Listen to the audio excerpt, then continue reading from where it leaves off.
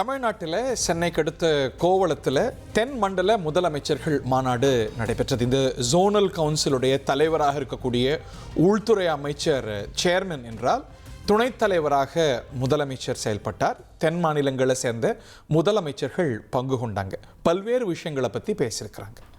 நிறைய விஷயங்கள் செய்திகளாக இந்த மாநாட்டிலிருந்து, மாநாட்டுடைய சைட்லைன்ஸிலிருந்து வந்திருக்கிறது. முல்லை பெரியாரிலிருந்து, காவிரியிலிருந்து, டீலிமிட்டேஷனிலிருந்து நிறைய விஷயங்கள் பற்றிய செய்திகள் வந்திருக்கிறது.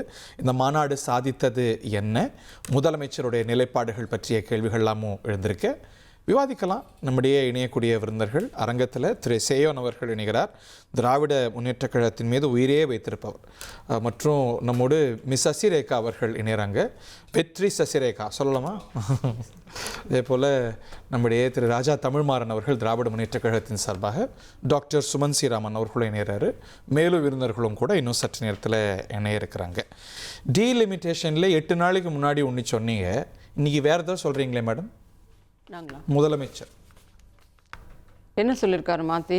முதலமைச்சர் இன்னைக்கு போடா ஆண்டவனே எங்க பக்கம் அப்படிங்கிற மாதிரி அப்படிலாம் சொன்னாரா? இல்லை, தென்மண்டல கவுன்சில் மாநாடு அப்படிங்கிறது திமுகவில் எந்த காலத்திலும் நடைபெற அவர்களுக்கு வாய்ப்பு இல்லாமல் பேரறிஞர் அண்ணா, புரட்சி தலைவர், புரட்சி தலைவி, மக்களின் நலன் காக்கக்கூடியவராக, அடுத்ததாக இன்றைய வெற்றி தமிழகத்தின் தலைவர் விஜய் அவர்கள் இன்றைக்கு அதனுடைய துணைத் தலைவராக தலைமை தாங்கி இன்றைக்கு மாநில உரிமையை நிலைநாட்டுவதில் மிகச் சிறப்பானது ஒரு முன்னெடுப்பை அங்கே செய்திருக்கிறார்.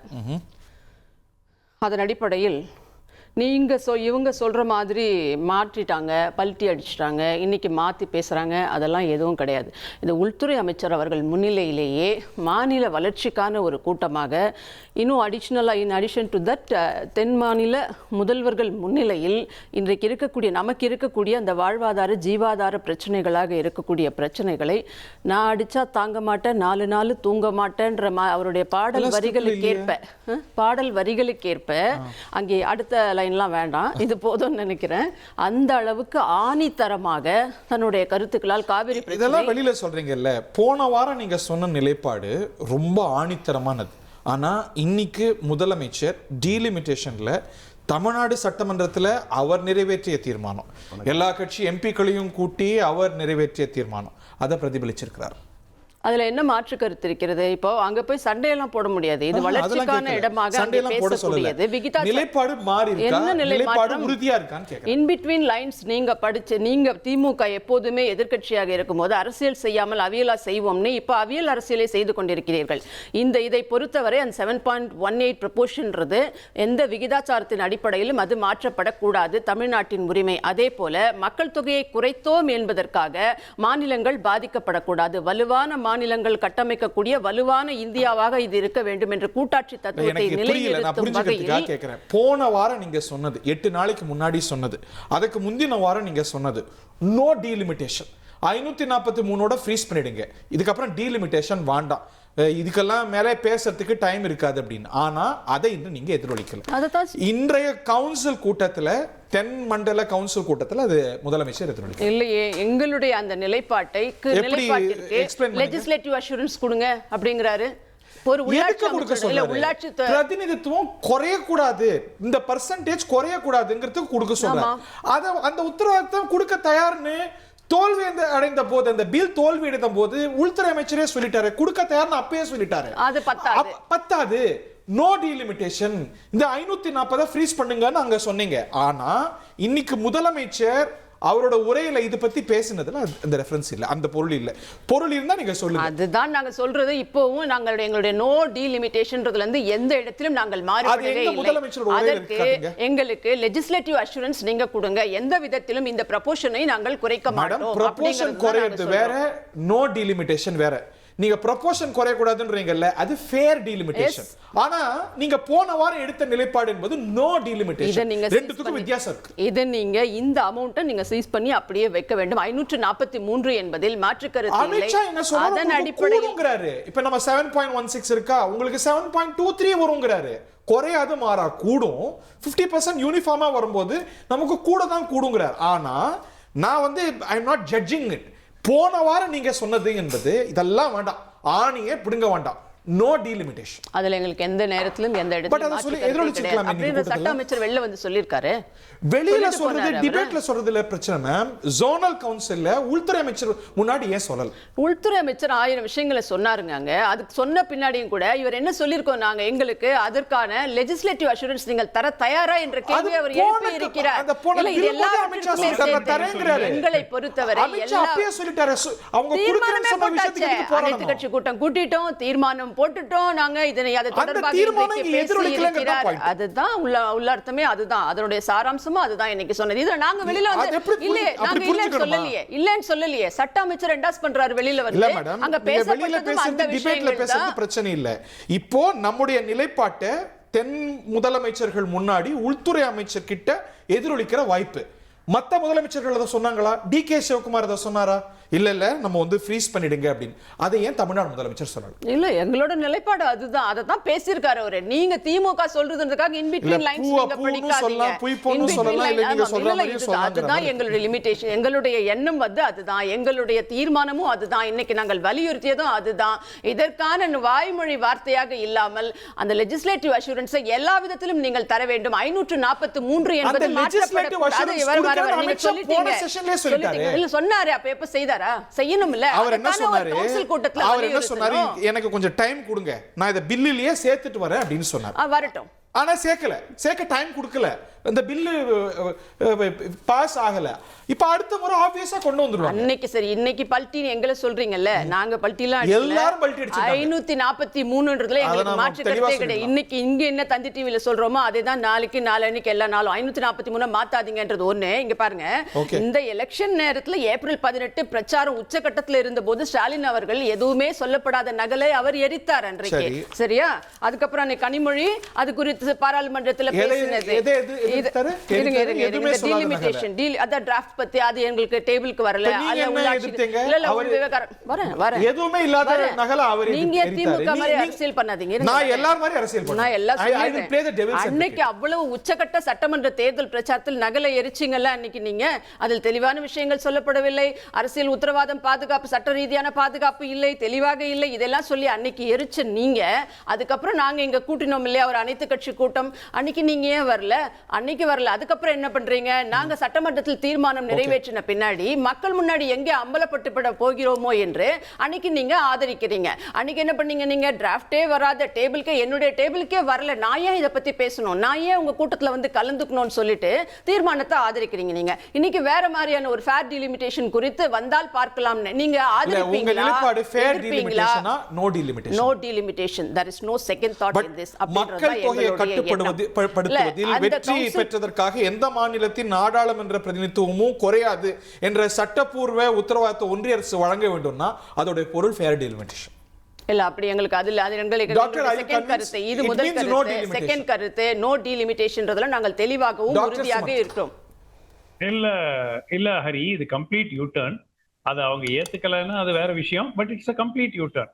இப்போ திமுக இந்த நிலைப்பாடு எடுத்தாங்கன்னு நேஷனல் சேனல்ஸ்ல இவங்க கிரிட்டிக்கலா இருந்தாங்க. தாவேகா 10-15 நாட்களுக்கு முன்பு திமுகவுக்கும் பாஜகவுக்கும் உறவு ஏற்பட்டு விட்டது.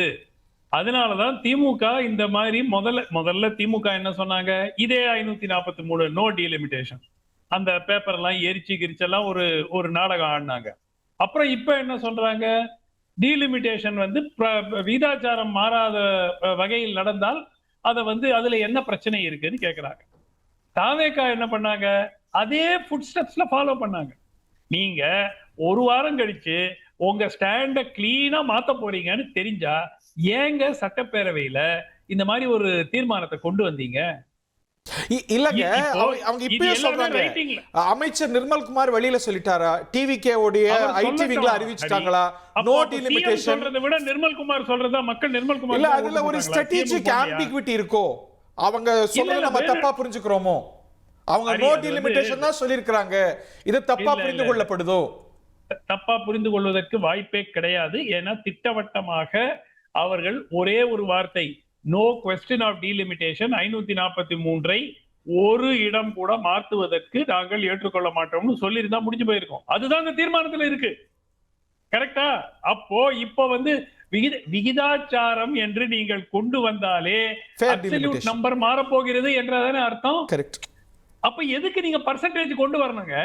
543 மாறக்கூடாது, எக்காரணம் ஒன்றும் மாறக்கூடாதுன்னு நீங்க சொல்றவங்க, அப்போ இந்த பர்சன்டேஜ் ரீட்டைன் ஆற வரைக்கும்னா அப்போ எப்படி மாறும்? 543 அப்படிங்கிற நம்பர் வந்து பிக்ஸ்டா இருக்கு. இப்ப 39ல அதுல இருந்து 18 சீட்டு தமிழ்நாட்டுக்கு கொடுத்துட்டு 120 சீட்டு யூபிக்கு கொடுக்குவாங்களா? முடியாது. So logically this is a complete U-turn. இந்த U-turn-க்கு என்ன காரணம்? அப்படினா they would stick by that. இது முடிச்ச உடனே கிளாரிஃபிகேஷன் மேல கிளாரிஃபிகேஷன் உங்களுக்கு வருது. ஹரி இல்ல maybe there was a confusion. அதிகாரிகள் ஒரு மாதிரி எப்படி கன்ஃபியூஷன்? அப்போ ஒரு அபிஷியல் ஸ்டேட்மென்ட் சொல்லுங்க. நாங்க we will not சொல்லிட்டாங்களே, the law minister சொல்லிட்டாங்க. law minister said so. அதுக்கு மேல என்ன வேணும்? ஹரி அவர் எவ்வளவு விஷயங்களை சொல்லி அது வந்து அவர் பரந்தூர் விமான நிலையத்துக்கு ஏஐ வந்து பிரச்சனை உண்டாக்கிச்சு, அங்க வந்து பிளைட் லேண்டிங் அனுமதி கொடுக்கலன்னு சட்டப்பேரவையில சொன்னவர், அந்த சட்டப்பேரவையில பிரஸ் கிட்ட சொன்னவர் இந்த அமைச்சர். சோ அதெல்லாம் நம்ம ரொம்ப சீரியஸா எல்லாம் தமிழக வெற்றி கழகமே அறிவிச்சிருக்கே, அவங்களுடைய ட்விட்டர் ஹேண்டில்ல அதை தெளிவுபடுத்தி இருக்காங்களே. சோ அந்த கிளாரிஃபிகேஷன் நம்ம எடுத்துக்கணும். ஆங்கிலத்துல டேமேஜ் கண்ட்ரோல்னு சொல்றது. ஓகே, இப்போ ஒண்ணு அமித்ஷா முன்னாடி ஒண்ணு எழுதி கொடுத்தாச்சு, விகிதாச்சார அடிப்படையில மாற்றம் இல்லாத வரைக்கும்ங்கிறது. இட் இஸ் இன் ரைட்டிங்ல கொடுத்துட்டீங்களா இல்லையா? யாரு கொடுத்தது? யாரு அட்டெண்ட் பண்ணது அந்த மீட்டிங்க? நிர்மல்குமார் அட்டெண்ட் பண்ணாரா? அப்புறம் அவங்க டிவிகே உடைய அபிஷியல் ஹேண்டில் அட்மின் அட்டெண்ட் பண்ணாரா? அப்ப சிஎம் சொல்றது தானே வெயிட். ஓகே, இவர் சொன்னாரு, அவர் சொன்னாரு, இவங்க டிபேட்ல சொன்னாங்க. அதுக்கு எப்படிங்க நீங்க வேல்யூ கொடுக்க முடியும்? அடிப்படையில இது ஒரு யூ-டர்னுங்க. அந்த யூ-டர்னுக்கு என்ன காரணம் என்பது அவர்கள் இன்டர்னல் மேட்டர். நான் கேட்கிற ஒரே இஷ்யூ என்னன்னா, எதற்காக சட்டப்பேரவையில இந்த ரெசல்யூஷனை கொண்டு வந்தீங்க? நீங்க ஒரு வாரத்துல நீங்க உங்க ஸ்டாண்ட மாத்த போறீங்கன்னா அட்லீஸ்ட் இதை தவிர்த்துக்கலாமே. அது ஏன்னா இருங்க அது ஏன்னா திமுகவை ஒரு தர்ம சங்கடமான பொசிஷன்ல கொண்டு போய் விடலாம் அப்படிங்கிற நினைப்புல கொண்டு போய் சட்டப்பேரவையில அந்த தீர்மானத்தை கொண்டு வந்தாங்க. கடைசியில் அது அவங்க மேலேயே பூமராங் ஆயிடுச்சு. இப்ப திமுகவும் தவேகாவும் எக்ஸாக்ட் ஒரே நிலைப்பாட்டுல இருக்கிறாங்க. ஐயோ பாவம், காங்கிரஸ் என்ன பண்றதுனே தெரியாம உட்கார்ந்திருக்காரு அவரு. காங்கிரஸை கை விட்டுட்டாங்க. என்ன சார் உங்க நிலைமை இப்படி ஆயிடுச்சு? எங்கிட்ட தான் கேட்குறீங்களா? உங்கள்ட்ட தான் கேட்குறேன். சரி, சார்ட்ட தான் கேட்டீங்களா? அதாவது இதில் ஒரு சின்ன கன்ஃபியூஷன் இருக்கிறது உண்மை ஆக்சுவலாக. ஆனால் பெரிய கன்ஃபியூஷன் இல்லை. ஆக்சுவலாக அவரோட ஸ்பீச்சை நான் முழுசாக பார்த்தேன். பேரா எண்டில் இன்னொன்னையும் கோட் பண்ணுறாரு. 1971 சென்சஸ் அடிப்படையில் தான் இருக்கணும் அப்படிங்கிறதே ஃப்ரீஸ் தான். 1971 சென்சஸில் இருக்கணும்னா இதே தான் 39 இருக்கணும் அப்படிங்கிறது தான் இதாக இருக்க முடியும், வேற ஒன்றும் இருக்க முடியும். அது அதுவும் இருக்கு, அடுத்த பேரால எண்டில் இருக்கு. அதே மாதிரி சதர்ன் ஸ்டேட்ஸோட ரெப்ரசன்டேஷன் குறையுதுன்றத ஒரு ஃபியரை காட்டுறதுக்கு தான் அந்த புரிதல் தப்பா வரதா? தென்மர சின்னத்தில் ஒரு குத்து, ஆணி சின்னத்தில் இல்லை தவறான அது. அதாவது நீங்க அந்த தென் மாநிலங்களோட ரெப்ரசன்டேஷன் குறையும், இந்த இது பண்ணா குறையும்ங்கிறதுக்கு தான் அந்த வேர்டிங்ஸ் வந்திருக்கு. அதுல ஆனா ஒரு கன்ஃபியூஷன் இருக்கிறது நீங்க ஏற்கனவே இருக்கு, கொஞ்சம் இருக்கு. அதுக்கு தான் கிளாரிஃபிகேஷன் கொடுத்துருக்கு. ஆனா உங்களுக்கே கன்ஃபியூஷன் இருக்கு. நீங்களே ஏகப்பட்ட யூட்டர்ன் இதுல எடுத்துக்கிறீங்க. காங்கிரஸ் யூட்டர்ன் கிடையாது, நோ லிமிட் டீலிமிட்டேஷன் அதெல்லாம் இல்ல. கேளுங்க, நோ டீலிமிட்டேஷன் தான் உங்க நிலைப்பாடு இந்த வாரம். இன்னைக்கு இல்ல நீங்க ஏங்க சரி, நீங்க ஃபேர் டீலிமிட்டேஷன் பாஜக செய்யும்னு நீங்க சொல்றீங்கன்னா நான் எதையும் சொல்றது நான் வந்து உங்கள்ட்ட I'm playing the devil's advocate. நீங்க சில மாதங்களுக்கு முன்னாடி தூக்கி நின்று பிடிச்சிட்ட பதாகை வந்து ஃபேர் டீலிமிட்டேஷன் கேசி வேணுகோபால் அமித்ஷா சொல்லும்போது இந்த சட்டத்துல கொண்டு வாங்குறாரு. இன்னைக்கு வந்து அதெல்லாம் செல்லாது, நோ டீலிமிட்டேஷன். நீங்களும் காரணம் இருக்கிறது. நீங்க நேற்றைக்கு உள்ளதையே இன்னைக்கு சொல்லணும், இன்னைக்கு உள்ளதே நாளைக்கு சொல்லணும். அப்ப யூட்டர்ன் சொல்ல முடியாது. அது யூட்டர்ன் கிடையாது, நிலைப்பாடு மாற்றம். சேஞ்ச் பண்ணி தான் ஆகணும். எதனால்ன்ற காரணம் ரீசன் சொல்லணும்ல, வேலிட் ரீசன் இருக்கான்னு கேட்கணும்ல. நீங்க அதுக்கு என்ன ரீசன் கேளுங்க, நான் சொல்றேன். என்ன அசாம்ல டீலிமிட்டேஷன் என்ன பண்ணாங்க, எப்படி பண்ணாங்க? நீங்க அங்க பண்ணதை பாத்தீங்களா? ஒரு மைனாரிட்டிஸ் இருக்கிற ஏரியாலாம் ஒரு ஏரியாவுக்கு டீலிமிட்டேஷனே கூட இந்த கவர்மெண்ட் என்ன பண்ணாங்கன்னா, அவங்க வின் பண்ணக்கூடிய ஏரியாவா ஒரு மைனாரிட்டி ஒரு செக்மெண்டா பண்ணாங்க. பண்ணி அந்த ஒரு 4 தொகுதியில அவங்க மைனாரிட்டிஸ் வந்து டிசைடிங் ஃபேக்டரா இருந்தாங்கன்னா இவங்க அதை ஒரு தொகுதியில் அடைக்கிறது. இல்ல அந்த அச்சம் உங்களுக்கு போன செஷன்ல வந்திருக்கணும்ல, அப்ப தெரியலையா? வெஸ்ட் பெங்கால்ல அதே மாதிரி பண்ணாங்க. இந்த மாதிரி நிறைய இடங்கள்ல பண்ணதுனால எஸ்ஐஆர் பிராக்டிஸ்ல இருந்து எல்லாவற்றிலும் இவங்க வந்து பிராக்டிஸா மால் பிராக்டிஸா பண்றதுனால தான் நாங்க இது டீலிமிட்டேஷன் நோ டீலிமிட்டேஷன். ஆனா முதலமைச்சர் இதுல வந்து ஒரு சின்ன கன்ஃபியூஷன் இருக்கிறது. அது பாருங்க கூட்டணி கட்சியே சொல்லுது மேடம். கன்ஃபியூஷன்னா அவரோட ஸ்பீச் நீங்க இல்லங்க, நீங்க ஆனா அவர் தெளிவா அந்த 1971 சொல்றப்ப அது ஃப்ரீஸ் தாங்க. நீங்க வந்து இன்டர்பிரேஷன் அப்படிதானே ஏங்க ஒவ்வொருத்தரும் அவர் என்ன அவர் சொல்லிருக்காரா இல்லையா? 1971 சென்சஸ் அடிப்படையில தான் இருக்கணும்ங்கறத ஸ்பீச்ல கொண்டு வந்திருக்காரா இல்லையா? அப்படினா அப்படிதானே ஃப்ரீஸ் தானே அது அர்த்தம். அப்படி நீங்க பொருள் கொள்ள கூடாதா? சின்ன டவுட். டிகே சிவகுமார் சார் என்ன பேசினாரு? ஃப்ரீஸ் பண்ணுங்க, நோ டீலிமிட்டேஷன் சொன்ன பேசினாரு. ரேவந்த் ரெட்டி அவருடைய ஸ்டேட்டஸ் என்னதுல? நான் அதை சரியா பார்க்கல. பட் வந்தாரு அவர் கிட்டத்தட்ட ஒரு 3-4 மாதங்களுக்கு முன்னாடி பேசும் பொழுதே வந்து பர்சன்டேஜ் மாறக்கூடாது, எங்களுக்கு சேர்த்தி கொடுக்கணும்னு கேட்டார். அவர் ஒரு ப்ரொபோசலே தனியாக ஒன்று வச்சார். அப்போ காங்கிரஸ்லேயே இரட்டை நிலைப்பாடுகள் இருக்கு, ஏகப்பட்ட நிலைப்பாடு இருக்கு இந்த வாரத்தில். ஆமாம், திமுகவும் முன்னாடி எரிச்சிச்சு, இப்போ ஃபேர் டீலிமிட்டேஷன் எரிச்சிச்சு இல்லை. ஆனால் தான் நடத்தின மீட்டிங் எல்லாத்துலேயுமே நீங்கள் பேக்ரவுண்டில் அவ்வளோ பெருசாக போட்டு வச்சுருந்தோம். ஃபேர் டீலிமிட்டேஷனில் தான் போட்டு முதலமைச்சர்களுடைய கூட்டத்தையே நடத்தணும். எதுல உங்களுக்கு சந்தேகம் வருதுன்னு எங்களுக்கு புரியும். சரி, இவங்க ஃபேர் டீலிமிட்டேஷன் சொன்னா உங்களுக்கு என்ன பிரச்சனை? இவங்க ஃபேர் டீலிமிட்டேஷன் சொல்லவே இல்லையே. இவங்க சொன்னது என்ன சொன்னாங்க? No delimitation. அப்ப நிலைப்பாடு மாற்றவே இல்லையே. எனக்கு குழப்பமா இருக்கே எல்லாருக்கும். என்ன சொல்ல? ஆனா நான் நிறைய விஷயத்துல பார்த்துட்டேன். அதாவது இன்னைக்கு ஒன்று சொல்றாங்க, அப்படியே ஒரு வாரம் கழிச்சு வேற ஒன்று சொல்றாங்க, கேட்டா அது யூ டர்ன் இல்லங்கிறாங்க. நம்ம எல்லாரும் பண்றது என்ன சார்? நீங்க பண்ணாதா? கொள்கை நிலைப்பாடுல பயங்கர ஸ்ட்ராங்கா இருக்கிற இந்தியாலேயே ஒரே ஒரு கட்சி வந்து எலெக்ஷனுக்கு முன்னாடி என்னெல்லாம் சொன்னுச்சோ, என்னெல்லாம் தப்புன்னு சொன்னுச்சோ, அது எல்லாத்தையும் ரைட்டுன்னு சொல்ற ஒரே கட்சி இன்னைக்கு தாவேகா. எதெல்லாம் அப்ப ரைட்டுன்னு சொன்னுச்சோ அதையெல்லாம் தப்புன்னு இப்ப மாத்தி பேசுறது தாவேகா. இப்ப TVK is getting exposed by TVK before election, TVK after election. இல்ல சார், அவங்க விளக்கம் என்னன்னா, இல்ல நாங்க நிலைப்பாடு மாறல, நோ டீலிமிட்டேஷன் தான் இங்க நிலைப்பாடு. அது வந்து சிஎம் என்ன படிச்சாருங்கிறதான் பேசும். சுத்தி இருக்கிற யாரும் வெளியே வந்து மக்களை ஏமாத்துற வேலைகள்லாம் செய்ய வேண்டாம். CM is the ultimate authority. அந்த பார்ட்டியினுடைய லீடர் என்ன சொல்லி இருக்கிறாரோ அதுதான் ஸ்டாண்டு. அமித்ஷா அவர்களை சந்திச்ச விதத்தை பார்த்தபோது எனக்கு ஒன்று இருந்துச்சு. ஜெயலலிதா அம்மையார்ட்ட ஒரு கட்டத்தில் நின்னார் தெரியுமா? Madam madam madam madam madam please madam, நான் நின்னாருன்னு தான் மேடம் சொல்லியிருக்கேன். நான் எதுவும் தப்பா கூட சொல்லல மேடம்.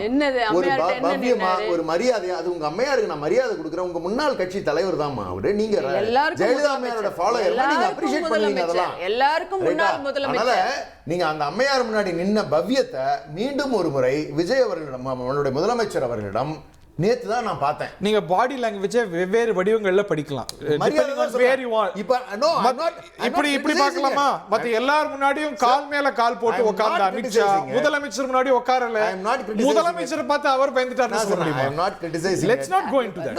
No. அழகா ஒரு gift வேற கொடுத்தாரு. மத்தவங்களுக்கு எல்லாம் சோஃபா, அவருக்கு ஏதோ ஒரு gift பாக்ஸ்ல கொடுத்தாரு. அது ராதன் பண்டிட் கொடுத்தாரோ யாரு சொல்லி கொடுத்தாரோ என்னன்னு தெரியல. புக்கே கொடுப்பாங்க பாத்திருக்கேன். ஆனா ஒரு டப்பால என்னமோ கொடுத்தாரு. அது ஒரு கியூரியாசிட்டி தெரிஞ்சுக்கிற ஆசை இருக்கும்ல, யாரா இருந்தா என்ன. நம்ம என்னதான் வந்து ராஜ்நாத் சிங் இங்க வந்தாரு, அவருக்கு என்ன gift கொடுத்தீங்க? நாங்களா? ராஜ்நாத் சிங் வந்த பர்பஸ் வேற. இப்ப சிபிஐக்கு இவருடைய வழக்கு 40 பேர் கரூர் வழக்குக்கு சிபிஐ உள்ளாட்சித்துறை அமைச்சர் வந்து அமித்ஷா அவர்கள் தான். அப்ப அந்த பவ்யம் எப்படி தானா வந்துச்சு பாத்தீங்களா? அந்த கேஸ் அங்கதான் இருக்கு. அவருக்கு தெரிஞ்சிருக்கு விஜய் அவர்களுக்கு. மத்ததெல்லாம் தெரியுதோ தெரியலையோ, இந்த கேஸை இவர் நினைச்சா எடுத்து நடத்தலாம்.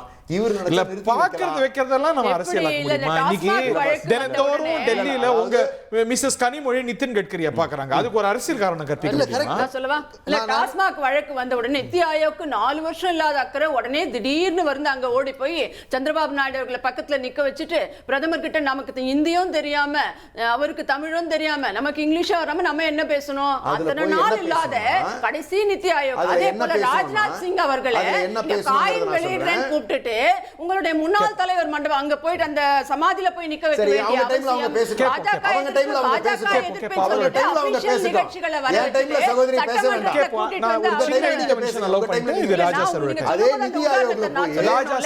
நாம எப்படி நின்னோம் முன்னாடி? நிதி ஆயோக்ல போய் என்ன தமிழ்நாட்டுடைய நம்ம நிர்மலா சீதாராமன் நீங்களே பேசுங்க. நிதி ஆயோக்ல போய் நம்ம என்ன கேட்டோம்னா தமிழ்நாட்டினுடைய உரிமைகளுக்கு என்னெல்லாம் தேவையோ வந்து in front of all the chief ministers the state எவ்வளோ நல்லா ப்ராக்ரஸ் பண்ணிட்டு இருக்கு, நம்ம ஜிஎஸ்டிபி எந்த அளவுக்கு தமிழ்நாடு வளர்ந்துருக்கு, எவ்வளோ ப்ராக்ரஸிவா இருக்குன்னு the pride has to be exposed. அது வந்து நம்ம கொண்டாட வேண்டிய தருணம். அதற்காகத்தான் போனமே ஒழிய இவர்கள் சொல்லுகின்ற மாதிரி அதுக்கு முந்தின மீட்டிங் ஏன் போல? அதுக்கு முன்ன மீட்டிங் தலைவருடைய நிகழ்ச்சி இருந்துச்சு. அப்ப எங்களுக்கு ப்ராக்ரஸ் வந்து செகண்ட் இயர் தான ப்ரூவ் பண்றதுக்கான கெபாசிட்டி இல்ல. அப்ப ரெண்டாவது வருஷம் கொரோனா முடிச்சு இமிடியேட்டா இருந்தது. அப்ப எங்களுக்கு டிக்ளரேஷன் எங்க தேவைனா எப்ப நல்லா ப்ராக்ரஸ் பண்ணி காட்டி இருக்கோம். உங்க தயவு இல்லனாலும் நீங்க எங்களுக்கு நிதி கொடுக்கலனாலும் தமிழ்நாட்டை நீங்க தொடர்ந்து வஞ்சிச்சுட்டு வந்தீங்கனாலும் எங்களுடைய திறமையால இந்த ஆட்சியை நாங்க சிறப்பா வழி நடத்துவோம்னு போய் அங்க எங்களுடைய முதலமைச்சர் பறைசாட்டினார். இன்னைக்கு என்ன நடந்துச்சுன்னு பாருங்களேன். என்ன நடந்துச்சு? டி.கே. சிவகுமார் அவர்கள் எல்லாரையும் வச்சுக்கிட்டு சொல்றாரு நிதிநீர் பங்கீடுக்கு பதிலா நம்ம வந்து இணைந்து பங்காற்றணும்னு சொல்றாரு. அப்ப பங்கீடுக்கு அவர் தயாரா இல்லையா? ஓபன் ஸ்டேட்மெண்ட் மேகதாது கன்ஸ்ட்ரக்ஷனுக்கு சொல்றாரு. திமுக ஆட்சியிலே சொல்லிட்டாரு. அட நீங்க முன்னாடி வச்சுக்கிட்டு முதலமைச்சர்கள் மாநாடுல சொல்றாரு, முதலமைச்சர் பக்கத்து சேர்ல உட்கார்ந்து இருக்காரு, ரெண்டு பேரும் குசு குசுன்னு நம்ம பேசணும். அவரை கொண்டு வந்து தான் உங்களுக்கு பிரச்சாரத்துக்கெல்லாம் கொண்டு வந்தீங்க. தமிழ்நாடு தேர்தலுக்கு அன்றைய சூழல் வேற. நான் இன்னைக்கு நிலவரத்தை நான் பேசுறேன். இன்னைக்கு தான் காவிரிக்குள்ள தண்ணி விடல. காங்கிரஸ்காரங்களே என்ன சொல்றாங்க? இன்னைக்கு வரைக்கும் காங்கிரஸ்காரங்களே என்ன சொல்றாங்க? டி.கே. சிவகுமார் திமுகவோட தான் உறவுல இருக்காரு. என்ன வேணாலும் சொல்லிட்டு போட்டோம். இன்னைக்கு ரெண்டு பேரும் பக்கத்துல உட்கார்ந்தீங்க. அண்ணே தயவு செஞ்சு இங்க வர்ற காங்கிரஸ்காரங்க காங்கிரஸ் துணைத் தலைவர் ஒருத்தர் சொன்னார். ரெண்டு பேரும் உட்கார்ந்து பேசும்பொழுது காவிரியில தண்ணி பிரச்சனை என்ன வரல, ஒகேனக்கல் வரைக்கும் வந்து அந்த கொஞ்சோண்டு உபரி மட்டும் தான் வந்துச்சு, மறுபடியும் தண்ணி வரலன்னு கொஞ்சம் விட்டுருங்கன்னு ஏதாவது கேட்டிருக்கலாம். இல்ல மேகதாது கட்டம்னு சொல்லி அவர் சொல்றாரு. நம்ம வந்து பங்கீட விட்டுட்டு அவர் என்ன சொல்றாருன்னு சொன்னா அதை பத்தி இணைந்து பங்காற்றணும்னு சொல்றாரு. அப்படின்னா நான் கட்ட போறேங்கிறத ஓப்பனா சொல்றாரு. அதை எதிர்த்து சிஎம் இங்க வந்து பதிவு பண்ணியிருக்கணுமா இல்லையா சார்? மேடம் பதில் சொல்லுங்க. இதுக்கு இந்தியா கூட்டணிக்காக நாம இந்தியா கூட்டணிக்கு தலைமை தாங்குறேன், அந்த கூட்டணியை நான் இந்திய அளவில் கொண்டு வர போனேன். பீகார் போகணும், டெல்லி போகணும், கர்நாடகாவில் போய் டி.கே. சிவகுமார் கையை பிடிச்சிட்டு நின்னோம், அங்க பிரச்சாரத்துக்கு போகணும். அப்பெல்லாம் எதுவுமே கேட்க முடியாது. மேகதாட்டு பத்தி கேட்க முடியாது, காவிரி உரிமையை கேட்க முடியாது, ஆணையத்தோட ரெஸ்பான்சிபிலிட்டி பத்தி கேட்க முடியாது. அதான் மாத்திட்டோமே அவங்கள. இப்படி ஆச்சு அப்படி ஆச்சு இப்படி ஆச்சு சொல்றீங்கல்ல நீங்க. இன்னைக்கு கட்டல இன்னைக்கு கட்டிட்டாங்க. இப்ப ஆரம்பிக்கறாங்கல்ல. மரங்கள் சொன்னாங்க இன்னைக்கு எத்தனை மரங்கள் வெட்டுவதற்கான ஆர்டர் போடப்பட்டிருக்கு. மேடம் இது அவங்களோட மரங்கள் வெட்டுவதற்கான ஆர்டர் போடப்பட்டிருக்கு. ஆர்டர் காப்பி நான் வச்சிருக்கேன். அமைதியா இருங்க. பரவாயில்லை. இதே முல்லை பெரியார் விஷயத்துல மரத்தை இல்ல நம்ம காவிரி முதல்ல முடிச்சிடுவோம். காவிரி முதல்ல இல்ல காவிரி விஷயத்துல தான் அதான் லட்சணம். காவிரி விஷயம் ஒரு நிமிஷம் சார், ஒரு நிமிஷம். காவிரி விஷயத்துல பெரிய முட்டை. காவிரி விஷயத்துல கொஞ்சம் இருங்க சார். சொல்லுங்க கண்டிப்பா சொல்லுங்க மேடம். காவிரி விஷயத்துல பெரிய முட்டை. நீங்க பண்ணது ஒண்ணுமே கிடையாது. எந்த ப்ராக்ரஸும் கிடையாது. மேகதாட்டு குறித்த ஒரு வார்த்தை எத்தனை முறை துரைமுருகன் டெல்லிக்கு போனாரு நீர்வளத்துறை. மேடம் என்னுடைய கேள்வி, அவருடைய கேள்வி, எல்லாருடைய கேள்வி, நீங்க வந்து அவரை பார்த்து பேசி முயற்சி செய்யலாம்னு சொன்னீங்கல்ல, அந்த முயற்சி நீ எடுக்கல. இன்னைக்கா மிக தெளிவாக இன்னைக்கு எந்த முதலமைச்சரும் இதுவரைக்கும் பதிவு செய்ய முடியாத அளவுக்கு இந்த மாநில உரிமைகளை நான் கேட்டது காவிரி பேன் நீட்ல இருங்க, முல்லை பெரியாறுல இருந்து காவிரி உரிமையில இருந்து ட்ரக் அபியூஸ் வரைக்கும் எல்லாத்தையும் பேசிருக்கோம். காவிரி உரிமையை காவிரி உரிமையை நிலைநாட்ட வேண்டும். அந்த ஆணையத்தின் உரிமையை மீறாமல் எங்களுக்கு வர வேண்டிய நீரை பகிர்ந்தளிப்பதற்கு மத்திய அரசு ஆணையிட வேண்டும். நீங்க ஒரு அவுட் ஆஃப் பாக்ஸ் சொல்யூஷன் யோசித்து நான் டி.கே. சிவகுமாரை பார்த்து ஒரு தீர்வு காண போறேன் அப்படின்னீங்க. அதே டி.கே. சிவகுமார் நம்மளை தேடி கோவலத்துக்கு வந்திருக்கிறாரு. அது இங்க முயற்சி செஞ்சிருக்காங்க. உள்துறை அமைச்சர் வச்சுட்டு கோர்ட்ல அன்னைக்கும் கோர்ட்ல இப்ப வந்து இப்ப இருக்கிறது இப்ப விடலன்னு சொல்லி கோர்ட்டுக்கு போயிருக்கோம். அன்னைக்கும் கோர்ட்ல தான் நான் சொல்றேன். தென்மண்டல கவுன்சில் மீட்டிங் இது ஏதோ வந்து இந்த லைன்ஸ் கிளப் மீட்டிங் கிடையாது. நேரடியாக தன்னுடைய கருத்தை எழுத்துப்பூர்வமா உள்ளாட்சித்துறை அமைச்சர் மைக் மூலமா பதிவு பண்றாங்க. டி.கே. சிவகுமார் காதுல விவசாயிகள் செத்தா பரவாயில்ல, காதுல பஞ்சாயத்து பரவாயில்ல, தண்ணி வரலனாலும் பரவாயில்ல, கேட்டுட்டு இருக்காரு. நீங்க சண்டை போடுறீங்களா? டீ சாப்பிடுவோம், லஞ்ச் சாப்பிடுவோம், டின்னர் சாப்பிடுவோம். தமிழ்நாட்டுக்காரங்க எப்படி போனா உங்களுக்கு என்ன? பிரஸ் ரிலீஸ் பண்ணிருக்காரு. வேற நாட்டு முதலமைச்சர் தமிழ்நாட்டு முதலமைச்சர் நல்லது போய் சேர கூடாதுன்னு நினைக்கிறீங்களா? இல்ல அப்ப நீங்க பேசுங்க, போய் சேரணும். உள்துறை அமைச்சரை வச்சுக்கிட்டு மைக்ல சொல்றாரு. அத்தனை பேரை கேட்டுட்டு உட்கார்ந்திருக்காங்க. தென்மண்டல முதல்வர்கள்ல ஒருத்தர் தான் டி.கே. சிவகுமார். வேற என்ன பண்ணணும்ன்றீங்க நீங்க? தனியா டிராஃப்ட் கொடுக்கணுமா? நாங்க இதே என்ன சொன்னார்? அப்ப நான் பகை நாடாக இருந்தாலும் போய் பேசி தீர்க்கும் போது நான் பங்காளி நாடாக நினைத்து போகிறேன்னு சொன்னார். அதுக்கு போன வாரம் போகாதீங்க நீங்க அன்னைக்கு. இன்னைக்கு என்ன சொல்லிட்டாரு, எழுத்துப்பூர்வமாவும் சொல்லியிருக்காரு, வாய் மூலமாகவும் பேசி இருக்கிறார். அத்தனை பேர் உட்கார வச்சுட்டு இதுக்கு மேல என்ன செய்ய முடியும்? கையை பிடிச்சிட்டு நின்ன நீங்க நீங்களே ஒண்ணும் செய்யல, நீங்க பேசுறீங்களா? நீங்க வருவீங்க. அதை பற்றி அதுக்கு பேசுவதற்கு முன்னாடி ஒரே ஒரு லைன் மட்டும் திமுகவுக்கு ஸ்டேட் ரைட்டா இருந்தாலும் நீர் உரிமையா இருந்தாலும் துளி கூட அருகதை திமுகவுக்கு எப்போதுமே ஆனா கிடையாது. டிகே சிவகுமார் ரொம்ப ஒரு டேஞ்சரஸ் ஃபெலோ இல்ல சார். இங்க வந்து கொல்லம்பட்டியில வந்து ஊசி விக்கிற மாதிரி மேகதாதானா நல்லது நீங்க வந்து வித்துட்டு இருக்காரு அவர். அவர் அதேதான், அவர் ஸ்டாண்ட் அதேதான் இருக்காரு. தமிழ்நாடு ஸ்டாண்ட் எப்பொழுதும் மாறலையே. நீங்க என்ன இங்க வந்து கட்டிக்கிங்கன்னு சொன்னாரா என்ன? தமிழக முதலமைச்சர் என்ன சொல்லிருக்காரு? அப்ஜெக்ட் பண்ணிருக்கணும்ல. ஏங்க அப்ஜெக்ட் பண்ணாங்க சொல்லிருக்காரு. இன்னைக்கு அப்ஜெக்ட் பண்ணல. ஏங்க அப்ஜெக்ட் பண்ணிருக்கணும். மேகதாது இஷ்யூக்கு பேசிருக்காரு. என்ன சொன்னாரு சொல்லுங்க. நீங்க சொல்லுங்க சார். அப்ஜெக்ட் பண்ணலங்க. என்ன பண்ணாரு அப்ஜெக்ட் பண்ணாரு சொல்லுங்க. அப்ஜெக்ட் மீன்ஸ் என்னன்னா மேகதாது இஷ்யூ வந்து எதுல இருக்கு? எதுல இருக்கு? ஏங்க மேகதாது இஷ்யூல என்ன இருக்கு? என்ன இருக்குனாக்க நீங்க வந்து என்ன சொல்ல வரேனா வேணாம். என்ன சொன்னாரு சொல்லுங்க. நடவடிக்கை நேர்மையா சொன்னாரு சொல்லுங்க. என்ன சொல்றாரு? பழைய கால மாதிரி நீங்க பேசல.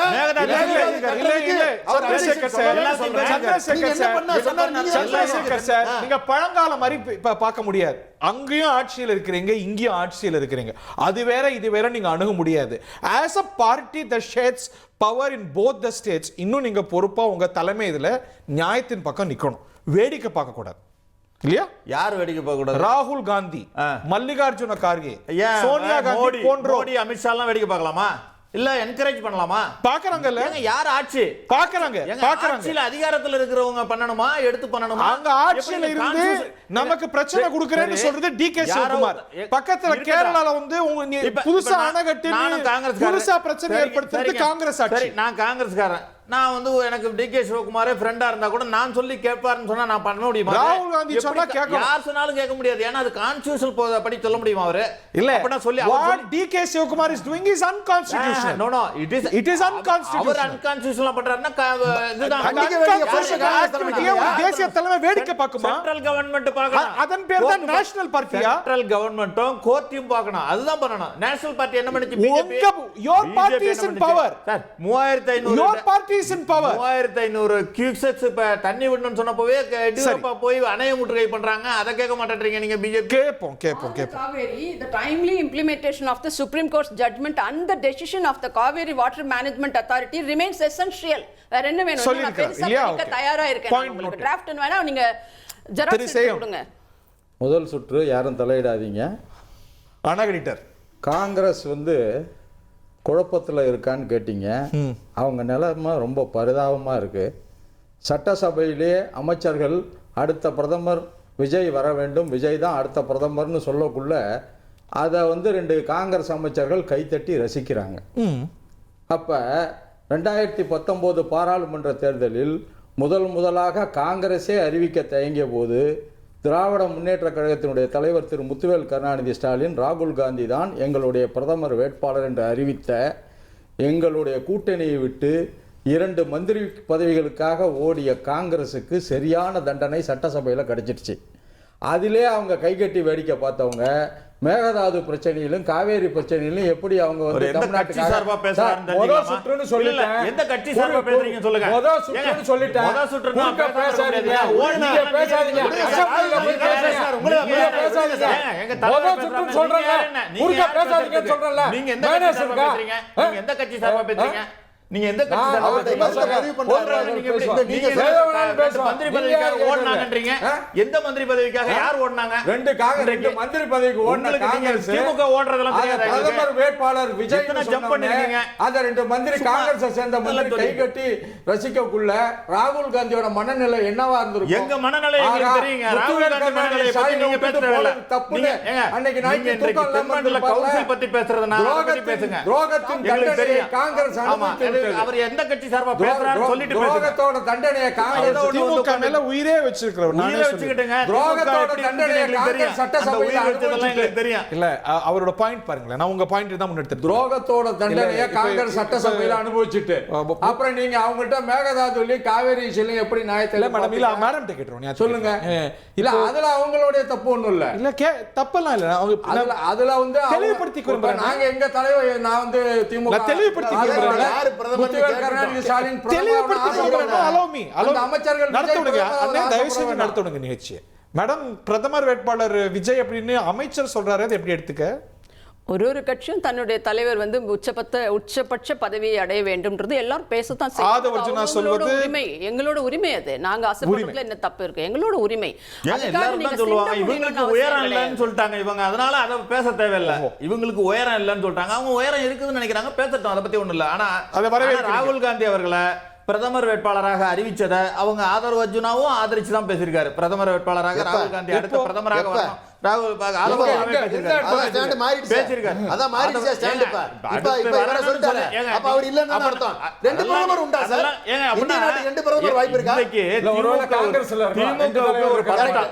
திமுக இன்றைக்கு தமிழ்நாட்டுல மட்டும் இல்ல அகில இந்திய அளவிலையும் தனிமைப்பட்டு போனதுனால இந்த புலம்பல் ஏன்னா பதவி இல்லாம இருக்க முடியல, அவங்களால பதவி இல்லாம இருக்க முடியல.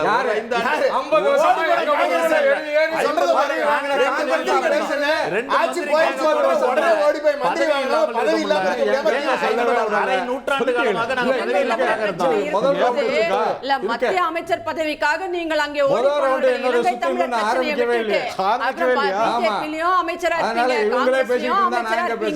நான் உங்கள்கிட்ட இருந்து ஆரம்பிக்கிறேன். அந்த பஞ்சாயத்து மட்டும் முடிச்சிடும். ஆனா எப்படி டி.கே. சிவகுமாருக்கு அங்க ஒரு நிலைப்பாடு, நமக்கு ஒரு நிலைப்பாடு மாதிரி தமிழ்நாடு காங்கிரஸ் கமிட்டியுடைய பிரதமர் வேட்பாளர் முதல்வர் விஜய் தான். இல்லன்னு சொல்லுங்க, இல்ல ஆமான்னு சொல்லுங்க. எப்படி நாங்க என்னைக்கு சொல்லியிருக்கோம்? நாங்க வந்து நாங்க இன்றைக்கு முதல்வராக அவர் அமர்ந்திருக்காரு. அவர் இன்றைக்கு 3 வருடம் கழித்து பாராளுமன்ற தேர்தல் பிரதமர் ஆகக்கூடாது. தென்னகத்திலே தமிழ்நாட்டிலே ஒரு முதல்வர் வரக்கூடாதா? பிரதமர் நேரு குடும்பத்துக்கு எழுதி வச்சிருக்காங்க அந்த சொத்து. யார் பிரதமர் வேட்பாளர் விடுங்க சார். அவர்கள் ஆட்சியில் இருந்தப்ப நேரு குடும்பமா இருந்துச்சு. 10 ஆண்டு மன்மோகன் சிங் அவர்கள் இருந்தாங்க. ஒரு தென்னகத்திலே பிரதமர் வரட்டும், உங்களுக்கு என்ன பிரச்சனை? எங்களுக்கு ராகுல் காந்தி அவர்கள் தான் பிரதமர் வேட்பாளர். இன்றைக்கு இல்ல சார், தமிழ்நாட்டு சட்டமன்றத்தில் குரல்கள் ஒலிக்குது, அமைச்சர்கள் ஒலிக்கிறாங்க. அது ஏன் தமிழ்நாட்டின் குரலா மாறக்கூடாது? தமிழ்நாடு காங்கிரஸ் ஏற்க கூடாது? எங்க தமிழ்நாட்டுல நீங்க வந்து இன்னும் 15 வருடங்களுக்கு பிரதமர் முதல்வராக வந்து திரு விஜய் அவர் பிரதமராக கூடாது பாருங்க. இந்த கட்சிகள் திராவிட கட்சிகள் எல்லாம் வட இந்திய சோஷியல் மீடியால பாருங்க. இல்ல இந்த திராவிட ராகுல் காந்தி பாப்புலரா, முதல்வர் விஜய் பாப்புலரா? விஜய் தான் பாப்புலர். இல்ல திராவிட கட்சிகள் எல்லாம் ஒழித்து போறாரு. இன்னும் 15 வருடங்களுக்கு அவர் இங்க தான் இருக்க போறாரு. அதற்கு இவர்கள் குழப்பத்தை உருவாக்குறதுக்கு இத பேசுறாங்க. இந்த வேற யாரும் பேசல சார், தாவேகா மந்திரிகள் பேசுறாங்க. ஏங்க எல்லாரும் பேசுவாங்க. இன்றைக்கு சிறிய கட்சி இன்றைக்கு ஆரம்பிப்பவர் கூட நாளைக்கு பிரதமர் ஆவார்னா பேசுவாங்க. இன்னும் சீமான் வந்து முதல்வர் பிரதமர் தான் பேசிட்டு இருக்காரு. அப்படிதான் பூ பண்ணி இலங்கை அதிபர்னு கூட தான் சீமான் பேசிட்டு இருக்காரு. நான் இலங்கை அதிபர் ஆவார், அதையும் பேசுங்க. டாக்டர் சுமந்த், உங்கள்கிட்ட வரேன், நான் விரிவாவே வரேன். டாக்டர் சுமந்த், இப்போ வந்து காங்கிரஸும் டிவிகேவும் ஆன் சேம் பேஜ் இருக்குன்னு நினைக்கிறீங்களா? இன்னைக்கு சதர்ன் சீஃப் மினிஸ்டர்ஸ்ல பெரும்பாலான சிஎம்ஸ் வந்து காங்கிரஸ் சிஎம்ஸ் தான். தே கூட புட் a united front. அங்க ஒரு கல்ஃப் இருக்கு, ஒரு டே லைட் இருக்குன்னு நம்ம பார்க்கறது இல்ல. அது காங்கிரஸும் அதை வந்து பெருசா இது பண்ணல, அதை பெருசா பொருட்படுத்தல. ஐ திங்க் அவங்களுக்கும் தெரியும் that they don't want to push Vijay too hard. ஏன்னா கிட்டத்தட்ட இது டீலிமிட்டேஷன் இப்போ உடனடியா இந்த செஷன் முடிஞ்சு போச்சு. அடுத்த செஷன்ல வரக்கூடிய ஒரு வாய்ப்பு இருக்கு. எப்படியும் டிசம்பர் எண்டுக்குள்ள இந்த மசோதா பாஸ் ஆகணும். ஏன்னா இல்லைன்னா ஆட்டோமேட்டிக்கா பாப்புலேஷன் அடிப்படையில, ஜனத்தொகை அடிப்படையில வந்துடும். ஸோ அதனால இது ஒரு காம்ப்ரமைஸ் வர வேண்டும் என்று எல்லோருக்கும் தெரியும், காங்கிரஸுக்கும் தெரியும். இதை தடுப்பது அப்படிங்கிறது 31ஆம் தேதி டிசம்பருக்கு பிறகு அரசியல் சாசன சட்டத்தின் கீழ் இது வந்து கிட்டத்தட்ட உறுதிப்படுத்தப்படும் ஜனத்தொகை அடிப்படையில. ஸோ அதை தடுக்க வேண்டும் என்றால் பிராக்மேட்டிக்கா இவங்க அந்த பர்சன்டேஜை ஏத்துக்கிறது தான் வழி. அதை ஏற்றுக்கொண்டு இப்ப இன்னைக்கு சிஎம் எடுத்துக்கிற பொசிஷன் தான் pragmatic position. What ever is set in the meeting முதல்ல இருந்து அதாங்க. இல்ல ஹரி, இது வந்து பெஸ்ட் அப்படிங்கிறது வேற விஷயம். பெஸ்ட் வந்து நமக்கு கிடைக்காதுங்கிற ஒரு சூழல் ஏற்பட்ட பிறகு you must get the best possibility, அவ்வளவுதான். பட் டாக்டர், என்னோட கேள்வி அந்த பொலிட்டிக்கல் ரெல்ம். இப்போ நீங்க வந்து திமுகவும் காங்கிரஸும் ஐடியாலஜிக்கலா நகையும் சதையும் போல இருந்தாங்க. there are of course சில மைனர் இஷ்யூஸ் வந்து EWS மாதிரி எல்லாம் இருந்துச்சு. பட் தாவேகாவும் காங்கிரஸும் அவ்வளோ ஐடியாலஜிக்கலா ஒருங்கிணைந்து பயணிக்கிறாங்களா? இல்ல this is a marriage of convenience. காங்கிரஸுக்கு 50 ஆண்டுகளுக்கு பிறகு மீண்டும் தமிழ்நாட்டில் ஆட்சி பொறுப்பில் அமர்வதற்கு ஒரு வாய்ப்பு கிடைத்திருக்கிறது. அந்த வாய்ப்பை அவர்கள் பயன்படுத்தி கொண்டிருக்கிறார்கள். ஸோ இது வந்து ஒரு பெரிய ஐடியாலஜிக்கல் அண்டர்பின்னிங் இருக்கு அப்படின்னு நம்ம எடுத்துக்கொள்ள முடியாது. திரு விஜய் அவர்கள் மற்ற காங்கிரஸ் அரசுகள் போல் மத்திய அரசை அணுகுவது இல்லை அப்படிங்கிறது காங்கிரஸுக்கும் நல்லா தெரியும். அதை பற்றி அவர்களால் ஒன்றும் செய்ய முடியாது அப்படிங்கிறதும் தெரியும். நாளைக்கு ஒருவேளை காங்கிரஸ் விட்டுட்டு போயிட்டாங்கன்னா ஒரு 20 பேர் வரத்துக்கு தயாரா இருக்காங்க, ஆட்சி கவிழாது என்பதும் அவர்களுக்கு தெரியும். ஓகே, பட் அதனால they will not rock the boat. Doctor, நான் இன்னொரு விஷயத்துக்கு உங்கள்கிட்ட வரேன். பட் அவர் சொன்னது போல பாஜகவை அதிதீவிரமாக எதிர்த்தது திமுகவா தாவேகாவா? மனசாட்சிப்படி சொல்லுங்க. இல்லங்க, நீங்க திமுகவா உண்மையா ரெண்டு பேருமே கிடையாது. நான் இவர் சந்திரசேகர் டிக்கெட் வந்துட்டேன். நான் coming to for another issue. அரசியல் ரீதியாக அவங்க பெனிஃபிட்டுக்குறாங்க. நீங்க ராகுல் காந்தியை பிரதமர் வேட்பாளராக அறிவித்தேன்னு சொல்றாங்க. அன்றைக்கு அறிவிக்காமல் நின்றிருந்தால் அவர்களுக்கு தோல்வி கூட ஏற்பட்டிருக்கலாம் அந்த நேரத்தில். சரி, அடுத்த தேர்தல் அறிவிக்கல, தோல்வி அடுத்த தேர்தலும் நாங்கள் கூட இருந்ததுனால தான் அந்த வெற்றி முழுமையான வெற்றி கிடைச்சது. 2019ல அறிவிச்சாங்க. இல்லங்க, 24ல அறிவிக்கல. அது அண்டர்ஸ்டுட் ஆயிடுச்சு. இன்னொன்று, நீங்க வந்து தாவேகா நீங்க இன்றைக்கு வெற்றி பெற்றிருக்கிறது என்று சொன்னால் பாஜகவையும் வீழ்த்தி இன்றைக்கு ஒரு சீட்டு கொண்டு வந்திருக்காங்க. 4 சீட்ல இருந்தவங்கள ஒரு சீட்டு கொண்டு வந்திருக்காங்க. இதே அவங்க என்ன பண்ணிருக்காங்க, காமராஜர் சொன்ன ஒரே குட்டையில் உரிய 2 மட்டைகளையும் வீழ்த்திட்டாங்க. எங்களுடைய மதச்சார்பற்ற கொள்கையை வீழ்த்தின அந்த பாஜகவையும் வீழ்த்திருக்காங்க. இன்றைக்கு ஏன் அவங்க எந்த விதத்துல ராங்கா இருந்திருக்காங்க? அவர்களையும் எதிர்த்துதான கொள்கையை ரொம்ப நான் டாக்டர் சுமந்த் கிட்ட வேற ஒரு விஷயம் கேட்பேன். அதாவது ஒரே குட்டையில் ஊர்ன 2 மட்டையும் வீழ்த்திருக்காங்க. நான் என்ன சொன்னாரு, 50 வருஷமா அந்த 2 மட்டை மேலே தானே ஏறி பயணம் செஞ்சாரு. அப்போ ஒரே குட்டையில் ஊர்ன மட்டைன்னு தெரியலையா? மே மாதம் 4ஆம் தேதி காலையில் வரையும் 10 மணி வரையும் காங்கிரஸுக்கு வந்து திமுகவா அண்ணா திமுகவும் ஒரே குட்டையில் ஊர்ன மட்டன்னு தெரியலையா? சந்தர்ப்பவாத அரசியல், 2 அமைச்சர் பதவிகளுக்காக ஓடி போனவர்கள். ரெண்டாவது, இன்னைக்கு வார்த்தையை அப்செக்ட் பண்றாங்க. இன்னைக்கு விஜயோட நீங்க பதவிக்காக ஓடலையா? விஜயோட ஓடலையா? எந்த பேசாதீங்க, ஒருக்கா பேசாதீங்க,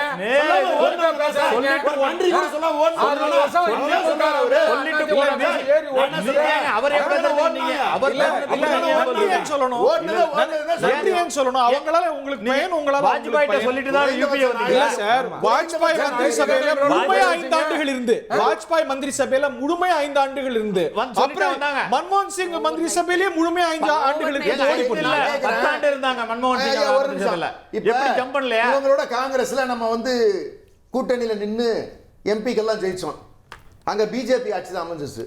நாங்க என்ன இவங்களை கழட்டி விட்ட உடனே ஓடி போய் அவங்க கூட சேர்ந்துக்கிட்டோமா? இல்லன்னா தேர்தலே நின்றுக்க முடியாது. பிஜேபி கூட்டணி இல்லன்னா, அப்படியே ஓடி போனா இல்லன்னா இந்த சட்டசபை தேர்தலே நின்றுக்க முடியாது. ஆட்சியில இல்ல. அதனால தான் இந்த சட்டசபை எப்படி இருக்கும் தெரியல. சட்டசபை தேர்தல் ஓடுனவங்க தான். அது எதனால நாங்க ஓடல சொல்லிறேன். நாங்க தேர்தல் இவங்க தான ஓடி போனாங்க. இன்னும் முடியல. 2024 சட்டசபை தேர்தலை ரொம்ப சுருக்கமா ஒரு விளக்கத்தை சொல்லிறேன். எதற்காக அவங்க போயிருக்கலான்னு கூட எங்க ஒரு கேள்வி சொல்றாங்க. அதாவது அந்த 20 எம்பிக்களை வைத்துக் கொண்டு போயிருந்தா சந்திரபாபு நாயுடு பொசிஷனுக்கு வந்திருக்கலாம். கிடையாது, அந்த பொசிஷனுக்கு ஏன்னா மீண்டும் ஆட்சிக்கு வர வேண்டும் என்ற எண்ணம் அவர்களுக்கு இருந்துச்சு. அந்த மதச்சார்பற்ற கூட்டணியில் பிளவு ஏற்பட்டு காங்கிரஸ் வெளில போனா இவங்க தேர்தலையே சந்திக்க முடியாது. எதிர்க்கட்சியா கூட வந்திருக்க முடியாது. ஒரே ஒரு செய்தி தான். எதனால் தமிழக வெற்றி கழகத்தினுடைய அமைச்சர்கள் சட்டமன்றத்தில் விஜயை வந்து பிரதமர் வேட்பாளர்னு சொன்னாங்கன்னா, ராகுல் காந்திக்கு ஒரு ராசி உண்டு. பதவி ஏற்பு விழாவில் தான் கலந்து கொள்வாரே ஒழிய அவரால் பதவி ஏற்க முடியாது. அதனால தான் வந்து கூட்டணியில் இருந்தாலும் தமிழக வெற்றி கழகத்தை சேர்ந்தவங்க வந்து விஜய் நம்புறீங்க. நீங்க தான் பகுத்தறிவு அந்த இது இல்லை. சரி, நல்ல இல்ல. வாழ்க பகுத்தறிவு. டாக்டர் சுமந்த், நம்ம இந்த டீலிமிட்டேஷன் விவகாரத்தை இன்னும் கொஞ்சம் எக்ஸ்பேண்ட் பண்ணுவோமே. ஆனா தமிழ்நாடு அரசு மகப்பேறு பலன்களை, அதாவது மன்னிக்கணும், மகப்பேறு விடுப்பை 3ஆம் குழந்தை பெறத்துக்கும் இது பண்ணியிருக்கிறாங்க. நம்ம சந்திரபாபு நாயுடு ஏற்கனவே சொன்னதை பார்த்தோம், அதிகமாக குழந்தை பெற்றுக்கோங்க. ஏன்னா வடக்குல இந்த ரேஷியோ கூடிட்டே போகுது, தெற்க இந்த பாப்புலேஷன் குறையுது. ஸோ இந்த அப்ரோச் மாறணுமா? Is that step in the right direction? அதாவது உலகம் முழுவதும் இந்த முயற்சிகள், பர்டிகுலரா ஜப்பான், தென்கொரியா போன்ற இந்தியாவை விட மிகவும் குறைந்த ஜனத்தொகை வைத்துக் கொண்டிருக்கிற நாடுகளிலேயே இந்த முயற்சி செய்து அந்த முயற்சி பெரும் பலன் அளிக்கவில்லை. இப்போ நீங்க ஒரு வருஷம் மெட்டர்னிட்டி லீவ் கொடுக்குறாங்கிறதுனால யாராவது கூடுதலா குழந்தைகளை பெற்றுப்பாங்களா? ஏதாவது லாஜிக் இருக்கா? ஏன்னா குழந்தைகளை பெற்றுக்கொள்ளாமல் இருப்பதற்கு காரணம், இப்போ 2 குழந்தை அப்படிங்கிற லிமிட் மக்களே கிட்டத்தட்ட தீர்மானிச்சுட்டாங்க. we 2 hours 2னாங்க. இப்போ 2ஆம் குழந்தையே வந்து ஒரு அபூர்வம் ஆயிடுச்சு. எல்லாரும் ஒரு குழந்தையோட நிறுத்திக்கிறாங்க, நிறைய பேர் குழந்தைய வேணாங்கிறாங்க. சோ இதெல்லாம் வந்து ஒரு பொருளாதார சிக்கலினால் ஏற்படக்கூடிய at least it will cause no harm. இதனால எந்த சிக்கலும் இல்ல அட்லீஸ்ட் இல்ல. இட் இஸ் எந்த டைரக்ஷன்ல இந்த அரசாங்கம் போய் கொண்டிருக்கிறதுங்கிறதுக்கு இது ஒரு இது. இப்ப சந்திரபாபு நாயுடு பண்றாருன்னா அவருடைய ஆங்கிள் வேற. அவர் வந்து தெலுங்கானா என்கிற மிகப்பெரிய ஸ்டேட்ல இருந்து ஆந்திரா ஒரு சிறிய ஸ்டேட்டாக பிரிந்து கொண்டு, ஐ மீன் ஆந்திரா, யுனைடெட் ஆந்திரால இருந்து இவருடைய போர்ஷன் வந்து ஒரு சிறிய போர்ஷனா பைஃபர்கேட் ஆயிடுச்சு. அதனால அவர் வந்து அங்க ஜனத்தொகையை கூட்டணும். இப்போ தமிழ்நாட்டு நமக்கு அந்த கன்சர்ன்ஸ் இருக்குல்ல, யூபிலயும் பீகார்லயும் பாப்புலேஷன் அதிகரிச்சுட்டே போக நமக்கு குறையல, நான் குறைச்சிட்டே தண்டிக்காதுன்னு சொல்றதுக்கு பதிலா நம்ம இந்த ரேஷியோவை ரீலுக் பண்ணலாம்ல, சயின்டிஃபிக்காவும் அப்ரோச் பண்ணலாம்ல. இல்ல, அதாவது நம்ம ரீப்ளேஸ்மெண்ட் ரேஷியோ வந்து 2.1 TFR வரணும், டோட்டல் ஃபெர்டிலிட்டி ரேட்.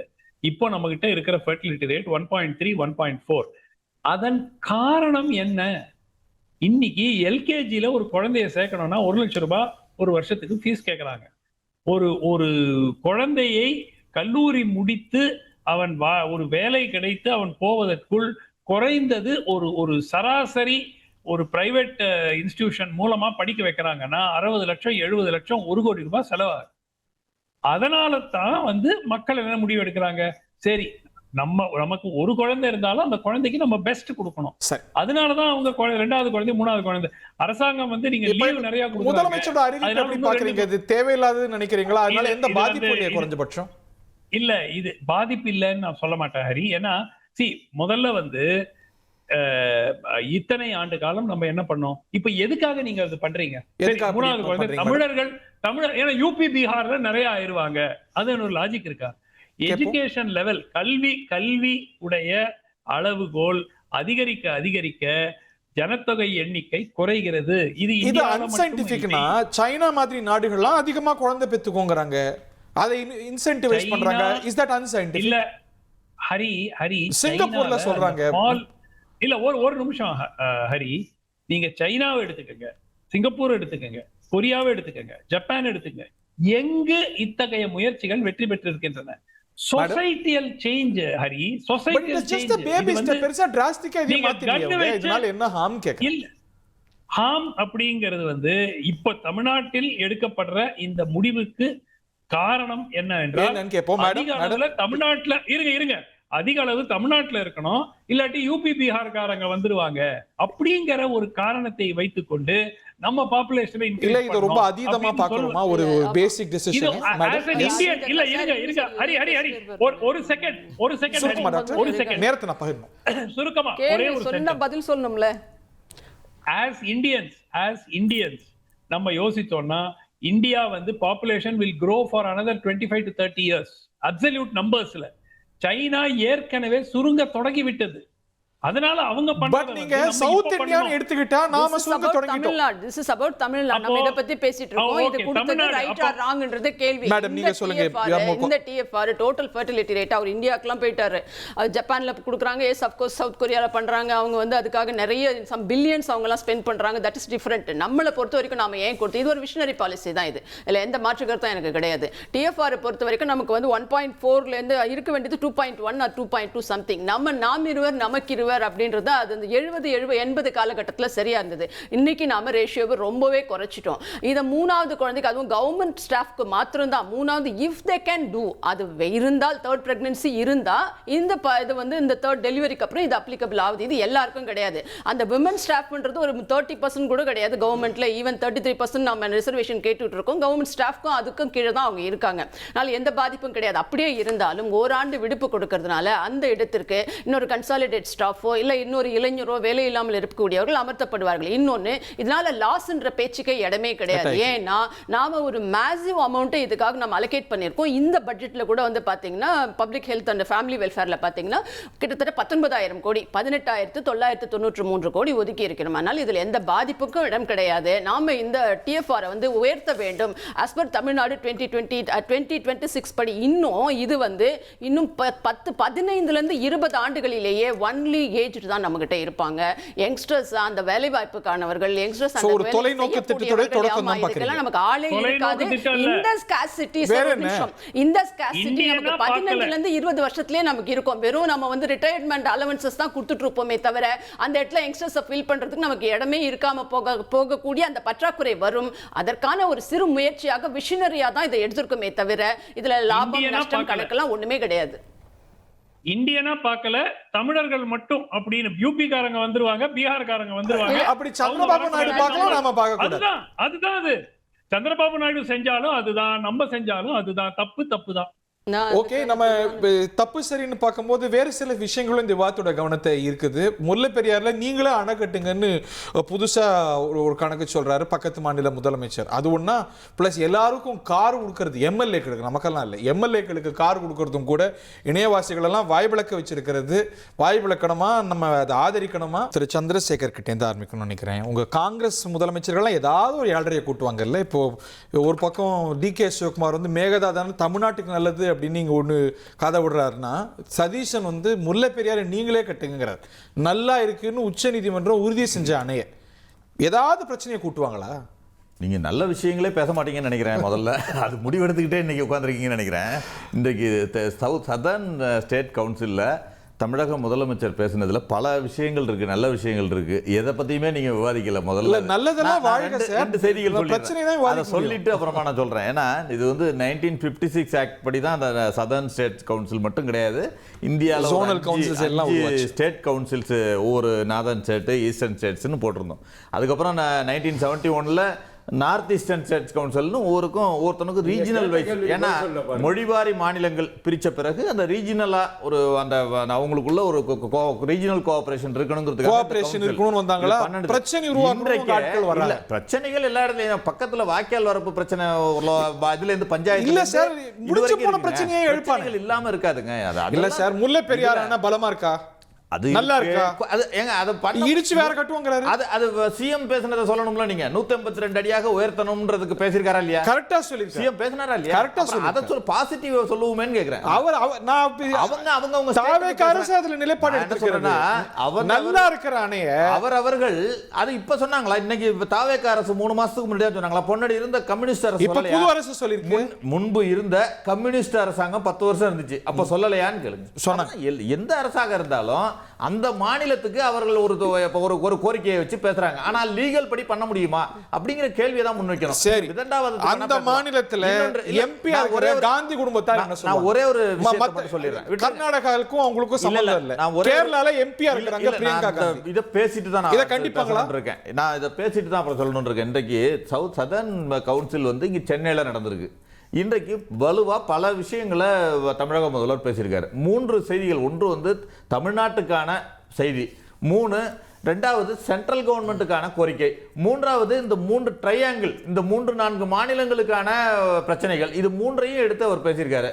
அதை பத்தி தான் நம்ம விவாதிச்சா நல்லா இருக்கும்னு நினைச்சேனா. நீங்க ஆனா ஏதோ ஒண்ணு அவர் பேசினாரு இவர் பேசினாரு, அது எல்லா இடத்துலயும் சர்ச்சைக்குரிய பேச்சு. நீங்க சொல்ற விஷயம் நல்ல விஷயம் சார், வாழ்த்துக்கள் சார். இல்ல நல்ல விஷயத்தை பாராட்ட தான் முடியும், பிரச்சனைக்குரியதா விவாதிக்க முடியும். இல்ல நீங்க பிரச்சனைக்குரிய விஷயங்கள் பேசத்தான் முடியும், விவாதிக்க தான் முடியும். ஆனா நீங்க சால்வ் பண்ண முடியுமா? நான் சால்வ் பண்ண முடியுமா? அந்த கவுன்சிலும் சால்வ் பண்ண முடியாது. எழுப்பினது நீங்க, அதனால கேக்குறேன். அது லீகலா போக வேண்டிய விஷயம் தான். எதுவாக இருந்தாலும் அதை செய்ய முடியாது. ஓகே, நீங்க இன்றைக்கு சுருக்குமா, எண்ணங்களுடைய வெளிப்பாடு தான் வார்த்தைகள். பேசுகின்ற வார்த்தைகள் தான் ஒரு கேரக்டராக மாறும் அப்படிங்கிறதான் பெரும் தத்துவமாக நெடுங்காலமாக இருக்குது. இந்த மொத்த பிரச்சனைக்கும், தமிழ்நாட்டுக்கு இருக்கிற பிரச்சனைக்கும் அடிப்படை காரணமே காங்கிரஸ் தான். கடந்த காலத்தில் இந்த நீர் பிரச்சனை தான் இவ்வளவு நாள் தூக்கி சுமந்தே நாங்க இருந்த வரைக்கும் கட்டுப்பாட்டுக்குள்ள வச்சிருந்தோம். காவிரி பிரச்சனை எந்த பிரச்சனைக்குள்ளேயும் வராத அளவுக்கு ஒரு கட்டுப்பாட்டு காவிரி பிரச்சனைக்கு அப்பயே இதே தான் செஞ்சுட்டு இருந்தோம். ஆனா என்னன்னா, அப்ப கூட பாருங்களேன், VP சிங் அவர்களுடைய ஆட்சியின் போது தான் காவிரி ட்ரிபியூனல் அமைக்கப்பட முடிஞ்சிச்சு. அதன் பிறகு இவருடைய தலையீடு இல்லாம வச்சுக்கிட்டு இருந்து பாதுகாத்துக்கிட்டு வந்தோம். வெளியே போன உடனே இது வெளியே எடுத்து விட்ட பாம்பு மாதிரி சுத்திக்கிட்டு தெரியுது. அவங்கள தான் பிரதமராக்குவேன்னு ஒத்த காலம் நீங்களாக்கும். ஆமா, தப்புன்னு நாங்க ஒத்துக்கிறோமே, பெரும் தவறு. அவர் எந்த மாநிலத்தை போய் உருப்படியா பண்ணியிருக்காரு?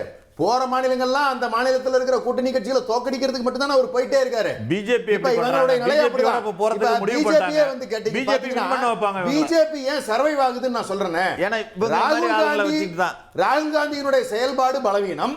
அந்த காங்கிரஸ் கட்சியில இருக்கிற 60% பேர் போய் பிஜேபியில சேர்ந்துட்டாங்க. இங்க இவங்களை தூக்கி பிடிக்கிறதுக்கு ஆள் கிடையாது. அதனாலதான் வேக வேகமா ஓடி போய் தாவேக்காங்கிற குதிரையில ஏறி உட்கார்ந்துக்கிட்டாங்க. இவ்வளவுதான் நடந்துச்சு. இப்ப இதுல என்ன முடிவுன்னு கேட்டீங்கன்னா, இந்த விஷயத்தை பொறுத்த வரைக்கும் இவர்கள் நிரந்தர தீர்வை கொடுப்பதற்கு என்னைக்குமே நினைச்சதில்லை. ஏன் அந்த கான்செப்டை நீங்க தெளிவா புரிஞ்சுக்கணும். தென் மாநிலங்கள் என்னைக்கும் ஒத்துமையா இருந்துடக்கூடாது அப்படிங்கறதுல வந்து ஒன்றிய அரசு பாஜகவா இருந்தாலும் இப்படிதான் முடிவுகள் எடுக்கும்.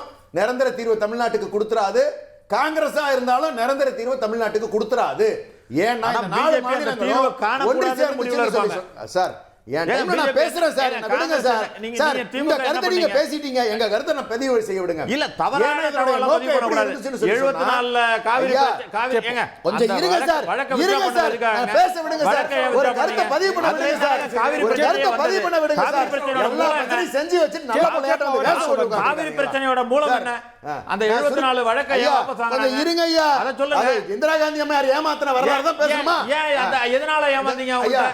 என்னோட கருத்தை பதிவிட விட மாட்டேங்கிறீங்க. அடிப்படையில் இவர்களுக்கு என்ன ஒரு பயம் இருக்கிறது என்று சொன்னால், இது திராவிட நாடு. எந்த சூழ்நிலையிலாவது தென் மண்டலத்தில் இருக்கக்கூடிய 4 மொழி குடும்பங்களும் தமிழனுடைய மொழி குடும்பத்தை சார்ந்தவர்கள். ஏதாவது ஒரு சூழ்நிலை இவங்களாம் ஒத்துமையா இருந்தாங்கன்னா, நாளைக்கு இவர்களுடைய உரிமைகள் அதிகமாயிடுச்சுன்னு சொன்னா ஏதாவது இந்தியாவுக்கு பிரச்சனை வந்துருமோங்கிற சைக்கலாஜிக்கல் ஃபியர் வந்து காங்கிரஸுக்கு எப்பவுமே இருந்ததுனாலதான் இங்க இருக்கக்கூடியவர்களுக்குள்ளார சண்டை மூட்டி விட்டு உட்கார்ந்து இருக்கிறது தொடர்ச்சியா இவங்களுக்கு இருக்கிற வேலை.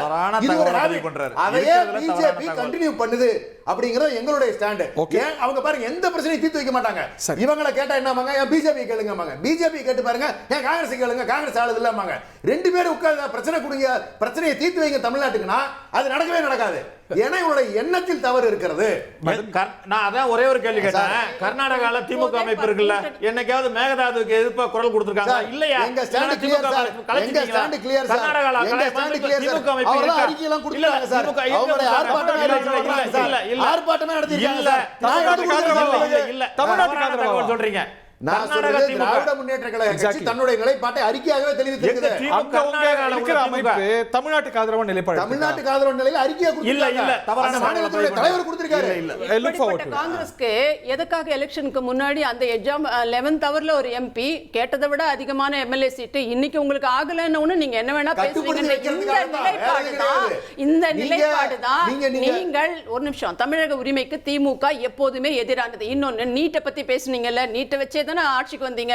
முதல் கையெழுத்தில் நீட் இல்லாம பண்ணிடுவோம்னு சொன்னீங்கல்ல. எத்தனை முறை டெல்லியில கடந்த 5 ஆண்டு காலத்துல நீட்டுக்காக 40 எம்பி எத்தனை முறை நீங்க எத்தனை நாள் தப்பிக்க வச்சீங்க? எத்தனை போராட்டங்கள் உரிமைக்காக எத்தனை முறை நீங்க டெல்லியில 18 வருஷத்துல போராடி? ஓகே, இதெல்லாம் பழைய கேள்விகள். அதனால உரிமைகளை பத்தி பேசுறதுக்கு இவங்களுக்கு எந்த அனுமதியும் கிடையாது. உங்க பார்வையை நான் பெறணும். இன்னைக்கு நாங்க அதை தெளிவா இந்த கவுன்சில்ல எடுத்து வச்சிருக்கோம். எம்எல்ஏக்களுக்கு கார் அது வந்து அதுல என்ன பிரச்சனைக்குரியது? ஏன் இணையத்தெல்லாம் திறந்து பார்த்தா அது அதை சுத்தி தான் விவாதம். அதுல என்ன பிரச்சனை? ஹரி, பிரச்சனை அப்படிங்கிறது கிடையாது. ஆனால் கிட்டத்தட்ட 90% சட்டமன்ற உறுப்பினர்களுக்கு ஏற்கனவே வெஹிக்கிள் இருக்கு. அந்த மாதிரி ஒரு சிச்சுவேஷன்ல நீங்கள் இதை யாருக்கு தேவையோ அவர்களுக்கு கொடுத்திருக்கலாமோ அப்படிங்கிற ஒரு கேள்வி வருது.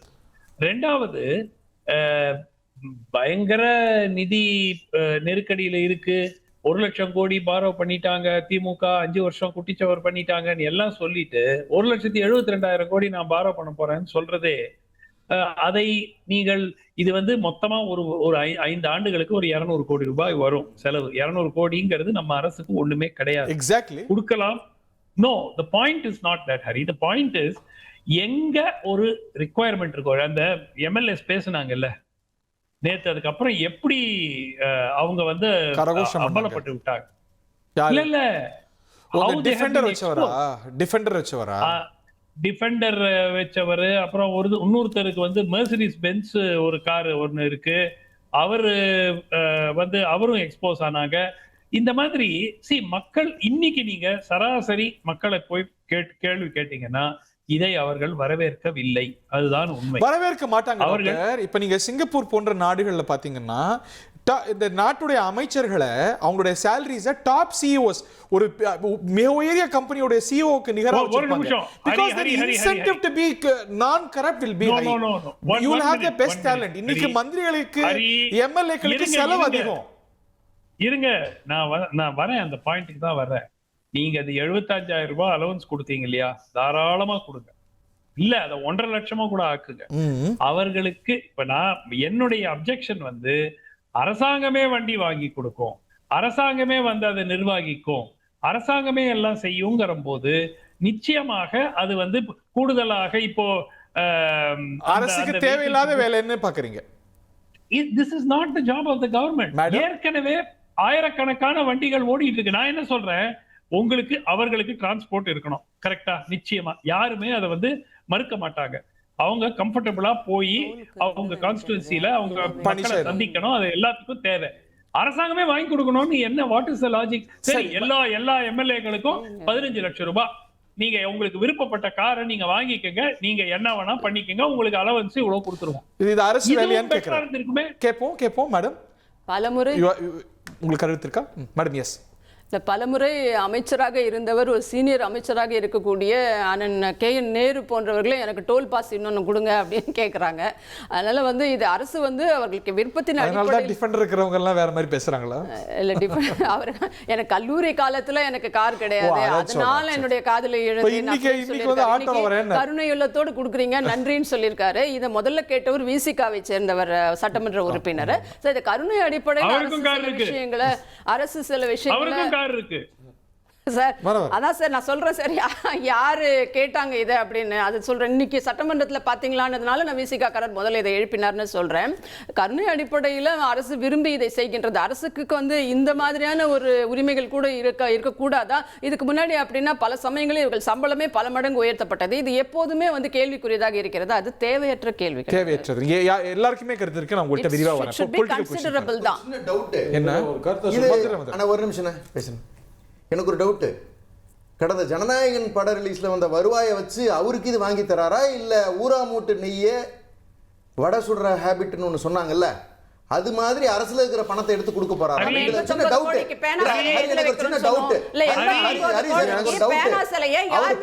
அவர் வருவாயில ஏன்னா 10,000 கோடி ரூபாய்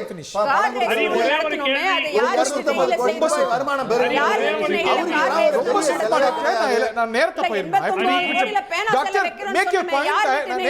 ஒரே ஒரு பாயிண்ட் சுருக்கமா, இப்போ இதை எதிர்க்கும் திராவிட முன்னேற்ற கழகம் தங்களுடைய சட்டமன்ற உறுப்பினர்கள் இதை ஏற்றுக்கொள்ள மாட்டார்கள் ஒரு ஸ்டேட்மெண்ட் கொடுப்பாங்களா? எங்களுடைய நிலைப்பாடு அதுதான், எங்களுக்கு அவசியம் இருக்காது. ரொம்ப தெளிவா சொல்லுறோம். இல்ல எங்க தலைவரே கொடுப்பாரு. இல்ல நாங்க சொல்றது அவங்க ஏத்துக்கறவங்களா இருப்பாங்க. இல்ல திமுக எம்எல்ஏக்கு இந்த காரை ஏத்துப்பீங்களா? அவசியம் இல்ல, எங்களுக்கு கார் தேவையில்லை, எங்களுக்கு தேவைக்கு இருக்கு, அரசுக்கு நிதிச்சு. ஏன்னா சொல்றேங்கறத மட்டும் சகோதரி ஒரே ஒரு நிமிஷம். கடந்த பீரியட்ல 21 ஆட்சிக்கு வந்தபோது 4வது ஆண்டு தான் முதலமைச்சர் அவர்கள் புது வண்டி வாங்குறதுக்கு அலோவ் பண்ணாரு. 3 வருஷம் அதுக்கு முதல் பீரியட்ல எந்த அமைச்சர்கள் என்ன வண்டி ஓட்டிக்கிட்டு இருந்தாங்களோ அதே வண்டி தான் வந்து யூஸ் பண்ணணும்னு முதலமைச்சர் சொல்லிட்டாரு. அப்ப 4வது வருஷம் தான் அமைச்சர்களுக்கே வண்டி வந்துச்சு. அந்த பழைய வண்டி தான் ஓட்டிக்கிட்டு இருந்தாங்க. அப்ப இன்னொரு முக்கியமான விஷயம், பேங்க் அக்கவுண்ட்ல 10,000 ரூபாய் வச்சிருக்க உங்க முதலமைச்சர் எந்த கார் வச்சிருந்தாரு? அதுலதான் வந்தாரா? சொல்லிடுறோம் ஒரு நிமிஷம். இல்ல உங்க எதிர்க்கட்சி தலைவர் நாளைக்கே சொல்லுங்க எங்க எம்எல்ஏக்களுக்கு கார் வேண்டாம். உங்களுடைய ஜனநாயகன் பட ஹீரோ வாங்கி தராரு நான் நினைச்சேன். KN நேரு டோல் பாஸ் 2 கேக்குறாங்க. டோல் பாஸ் 2 கேக்குறாங்க. அது அவங்க விருப்பம், உரிமை இருக்கு கேக்குறாங்க. அடுத்தது இன்னொரு முக்கியமான கருத்து பிரதர், இன்னொரு விஷயம் முக்கியமானது. ஏங்க அது பப்ளிக் பணம் தாங்க. ஏன்னா நமக்கு ஆபீஸ 10வது மாடியில கொண்டு போய் 5.5 கோடி ரூபாய் செலவு பண்ணி நம்ம ஒரு பெரிய கார்ப்பரேட் செயல் மாத்திக்கிட்டு இருக்கோம். எவ்வளவு பெரிய ஆபீஸ் இருக்கு, அதெல்லாம் செலவு பண்ணலாம் பிரதர். நம்ம ஒரு 5 கோடி 6 கோடி எடுத்து அசால்ட்டா செலவு பண்ணுறோம். பிரச்சனைங்கறோம். ஆஸ்டெரிட்டி எல்லாரும் தான கடைபிடிக்கணும். எம்எல்ஏக்கள் இருந்து முதலமைச்சர்ல இருக்கு 15 ஆண்டுகள் சார் உங்க நேரத்துல சரி கோட்பாட்டுக்குலாம் புதுப்பிக்கப்படல. அயல்நாட்டு பிரதிநிதிகள் வருவாங்க, தொழில் முதலீட்டாளர்கள். பில் கேட்ஸ் வந்தபோது ஜெயலலிதா பார்த்தாங்களே, கருணாநிதி பார்த்தாங்களே. இருங்க, அப்ப 20 வருஷமா It was good enough for them. 20 வருஷமா பழைய முதல்வர்கள் இருந்தாங்கன்னு இடிஞ்சு விழுந்தாலும் அதுல இல்ல மேடம், நீங்க அந்த அலுவலகத்துக்கு போயிருக்கீங்கல்ல, அப்ப சட்டமன்றம் இல்ல அந்த நடத்த சேம்பருக்கு முடியாது. போயிருக்கீங்கல்ல, நாங்க இது அழகான சேம்பர். புதுசா கட்டலையே, இடம் அதிகமா வேணும்னு இருக்கிற மாதிரி 5.5 கோடிக்கா? 10வது மாடிக்கு போறோம். ஒரு ஆபீஸ் 5.5 கோடிக்கு 89 கோடிக்கு எப்படி அவ்வளவு செலவு பண்ண முடியும்னு எனக்கு புதிய தெரியல. தலைமைச் செயலகம் கட்டினீங்க. 89 கோடிக்கு எழுதாத ஐயா, பணம் வைக்கணும். லார்ஜர் பர்பஸ்க்காக எல்லா அலுவலகங்களையும் ஒருங்கிணைச்சு அங்க கட்டணும். சரி, அப்ப ஆஸ்திரிட்டி இல்லையா? இல்லையே, அப்ப நாங்க கரெக்டா அக்கௌண்டபிலிட்டியோட தான் செலவு பண்ணோம். இவங்க அப்படிதான் எதிர்க்கட்சியா இருக்கும்போது ஒரு நிலைப்பாடு, ஆளுங்கட்சியில ஒரு நிலைப்பாடு, ரெட்டை வேடமும் திமுகவும் ஒண்ணு. 89 கோடிக்கு எழுதாத பணம் வைக்கலாம்னா 5 கோடிக்கு முதலமைச்சர் இப்போ அறை அவங்க தரக்கூடாதா? refuse பண்ண போறாங்களா என்ன இல்லையா? பேச்சு இது? ஓகே, கேட்போம், நம்ம அதை கேட்போம், எம்எல்ஏ கிட்ட கேட்போம். ரெஃப்யூஸ் பண்ணிடுவாங்களா? ஓகே, இப்போ இந்த தென் மண்டல முதலமைச்சர்கள் மாநாட்டுல ஏதாவது அரசியல் செய்தி பாக்குறீங்களா? எல்லாத்தையும் இறுதி கார் கருத்து கேட்க. சம்பந்தமா ஒரு கருத்தை என்ன? சொல்லியிருக்கேன். திரு விஜய் அவர்கள் முதலமைச்சராக பதவியேற்ற விழா அன்று தமிழக அரசுடைய கஜானா காலியாகிவிட்டது, காலியான கஜானாவை என் தலையில் கட்டி விட்டார்கள்னு சொன்னாரு. தொடச்சிட்டு போயிட்டாங்கன்னாங்க. இன்னைக்கு இந்த கார் தேவையா? கார் கேட்ட எம்எல்ஏவோட ஸ்டேட்டஸ பாருங்க. சரி, கார் சண்முகமா கேட்கறீங்க. நீங்க பேச விட நான் பேசல. கார் என் கருத்தை சொல்ல விடுங்க. 5 லட்சம் கருத்தை சொல்ல கடன். விடுங்க. 5 நீங்க லட்சம் நேசமா குறுக்க பேசுறீங்க. நீங்க கருத்தை சொல்ல விடுங்க. என்னங்க இது? கருத்தை சொல்ல விடுங்க. இறுதி கருத்துக்கு உங்கள்ட்ட வந்து. இது என்ன third rate கருத்தை சொல்ல விடுங்க. என்ன நான் பேசக்கூட ஏன் குறுக்க பேசுறீங்க? எல்லாத்துக்கும் டிவிக்கே வாய்ப்பு ஆங்கர் இருந்தா கருத்தை சொல்ல ஆங்கர் இருக்கா? இது ஒரு ஜனநாயக language சார், அவங்க எல்லாம் language இருக்காங்க. இது. அவங்க எல்லாம் இது இருக்காங்க. என்ன language? ஜனநாயகம்னா என்னன்னு தெரியாதா? என்ன நீங்க இது? என்ன கருத்தை சொல்லக்கூட இது எதுக்கு என்ன கூப்பிட்டு சொல்றாருன்னு கேட்போம், நான் உங்கள்ட்ட என்ன வரேன். தரமான பேச்சு இது? இல்ல, முதல்ல இதை நான் மறுக்கிறேன், நான் கண்டிக்கிறேன். இதை நீங்க கண்டிங்க. குறுக்க பேசுறத கண்டிங்க சார். நேரம் குறைவா இருக்கு madam. I will give you என்ன சான்ஸ். அறியுது? இந்த மாதிரி என்ன அறினா இவங்க வாய்ப்பு கொடுப்பீங்களா? ஆளுங்கட்சினா கொடுப்பீங்களா? மேடம் உங்கள்ட்ட இவரை வரேன். திமுக காரன் போட்டு அறிவாலை வாசல் அவர் திமுக மேல பாஸ் பண்றவர் முதல்ல சொல்லுங்க. என்ன சொல்றாருன்னு கேட்போம். என்ன சொல்றாருன்னு கேட்போம் மேடம். அந்த டிவில வந்து இப்படி சவுண்ட் என்ன போட்டு சொல்றாருன்னு கேட்க கேட்போம் மேடம். மேம், நேரம் குறைவா இருக்கு. உங்க டிவியா? உங்க டிவியாப்பா? எல்லாரும் ஹால்ல உங்க உட்கார்ந்து எல்லாரும் டிவி மேடம் எங்க ப்ளீஸ். கிட்ட எல்லாம் கத்துற வேலை அதாவது வச்சிருக்காங்க. உங்க இந்த வீட்டு ஹால்ல கார் கேட்ட கட்டுங்க. எம்எல்ஏ சண்முகம் வச்சிருக்க கார் என்ன தெரியுமா? Mercedes Benz A class, Mercedes Benz DLE, Toyota Innova Crysta, Volkswagen Ameo, இந்த 4 காரு அவருடைய விசிக எம்எல்ஏவா? இவரு சண்முகன் டிவிகே எம்எல்ஏ இல்ல விசிக எம்எல்ஏ தான் விசிகே கேட்டாரு. எம்எல்ஏ ஜோதிமணி வச்சிருக்க கார் வந்து டொயோட்டா எட்டியாஸ். சரி, முன்னாள் முதலமைச்சர் வச்சிருந்த கார் பேரு? எதுங்க? ஸ்டாலின் வச்சிருந்த கார் பேரு? உதயநிதி அவர் பேர்ல எந்த காரும் கிடையாது. ஓஹோ, அவர் பேர்ல எந்த காரும் கிடையாது. டிஃபெண்டர் கார் அவர் பேர்ல கார் கிடையாதுங்க. கார் கிடையாதுங்க. இருக்குன்னு நிறுவீங்க. இந்த காரை இங்க அவர் யார் பேர்ல பேர்லயும் இல்ல. இல்ல. யார் பேர்லயும் இல்ல. இவர் ஊர்ல சொத்து விட்டுட்டு மதிப்புல சொன்னதை வந்துட்டாங்க. வச்சு தான் நாங்க ஊர்ல கொடுக்கிறோம். விட்டுட்டு வந்துட்டாங்க. சொத்து இப்ப மதிப்புல இவரு வச்சு தான் கேட்கறாங்க. சொல்லி இவங்க கொடுக்கிறோம். பேர்லயும் இல்ல. இவரு ஏதோ அட்வான்ஸ் போட்டு வாங்கி கொடுத்த மாதிரி சொல்லிட்டு இருக்காரு. ஏங்க 5 வருஷத்துல 5 லட்சம் கோடி பணம் கடன் பாத்திருக்கீங்களா ஹரி? இல்ல மேடம், அந்த கார் வந்து ஒரு திரும்ப 1000 கோடி ரூபாய் 5 வருஷத்துக்கு செலவு இல்ல. அதெல்லாம் நல்ல செலவா? திரும்ப 1000 கோடி இப்படி கத்துறா 5 வருஷத்துல 1000 கோடி ரூபாய் செலவு போகுது. ஒரு புஷ் மார்க்கெட் மாதிரி நடந்து யார் பணத்தை எடுத்து யார் செலவு டோன்ட் பண்ணுது? ஹெக்கல். இது என்னது இது? இந்த மாதிரி ஆட்களோட என்ன பேச வைக்காதீங்க அப்படின்னா கூப்பிடாதீங்க. இந்த தயவு செய்து நான் சொல்றதை ஆட்கள் கேளுங்க. இங்க பாருங்க. டோன்ட் கோ பர்சனல் 50 வருஷமா 4 லட்சம் கோடி கடந்த 5 வருஷத்துல 5 லட்சம் கோடி கடன். 3 மாசத்துல எங்க 22 கோடி நீங்க கடன் வாங்கி 3 மாசத்துல எங்க கேள்வி கேட்பீங்களா? இவ்வளவு கடன்ல இருக்கு தெரியல. அப்ப இவ்வளவு கடன்ல இருக்கு தெரியல. யார் தேவையா? அவங்க கிட்ட காசு சொந்தமா இருக்கு. சுமம் தான் கேக்குறாரு. அவங்க சொந்தமா காசு திராவிட முன்னேற்ற கழகம் ஒரு அறிவிப்பு போட்டுருங்க. எங்களுக்கு இந்த கார் கார் வேண்டாம் சொல்லிட்டு எங்களுடைய எம்எல்ஏக்கள் 89 கோடி எப்படி வைக்கிறேன் நீங்க?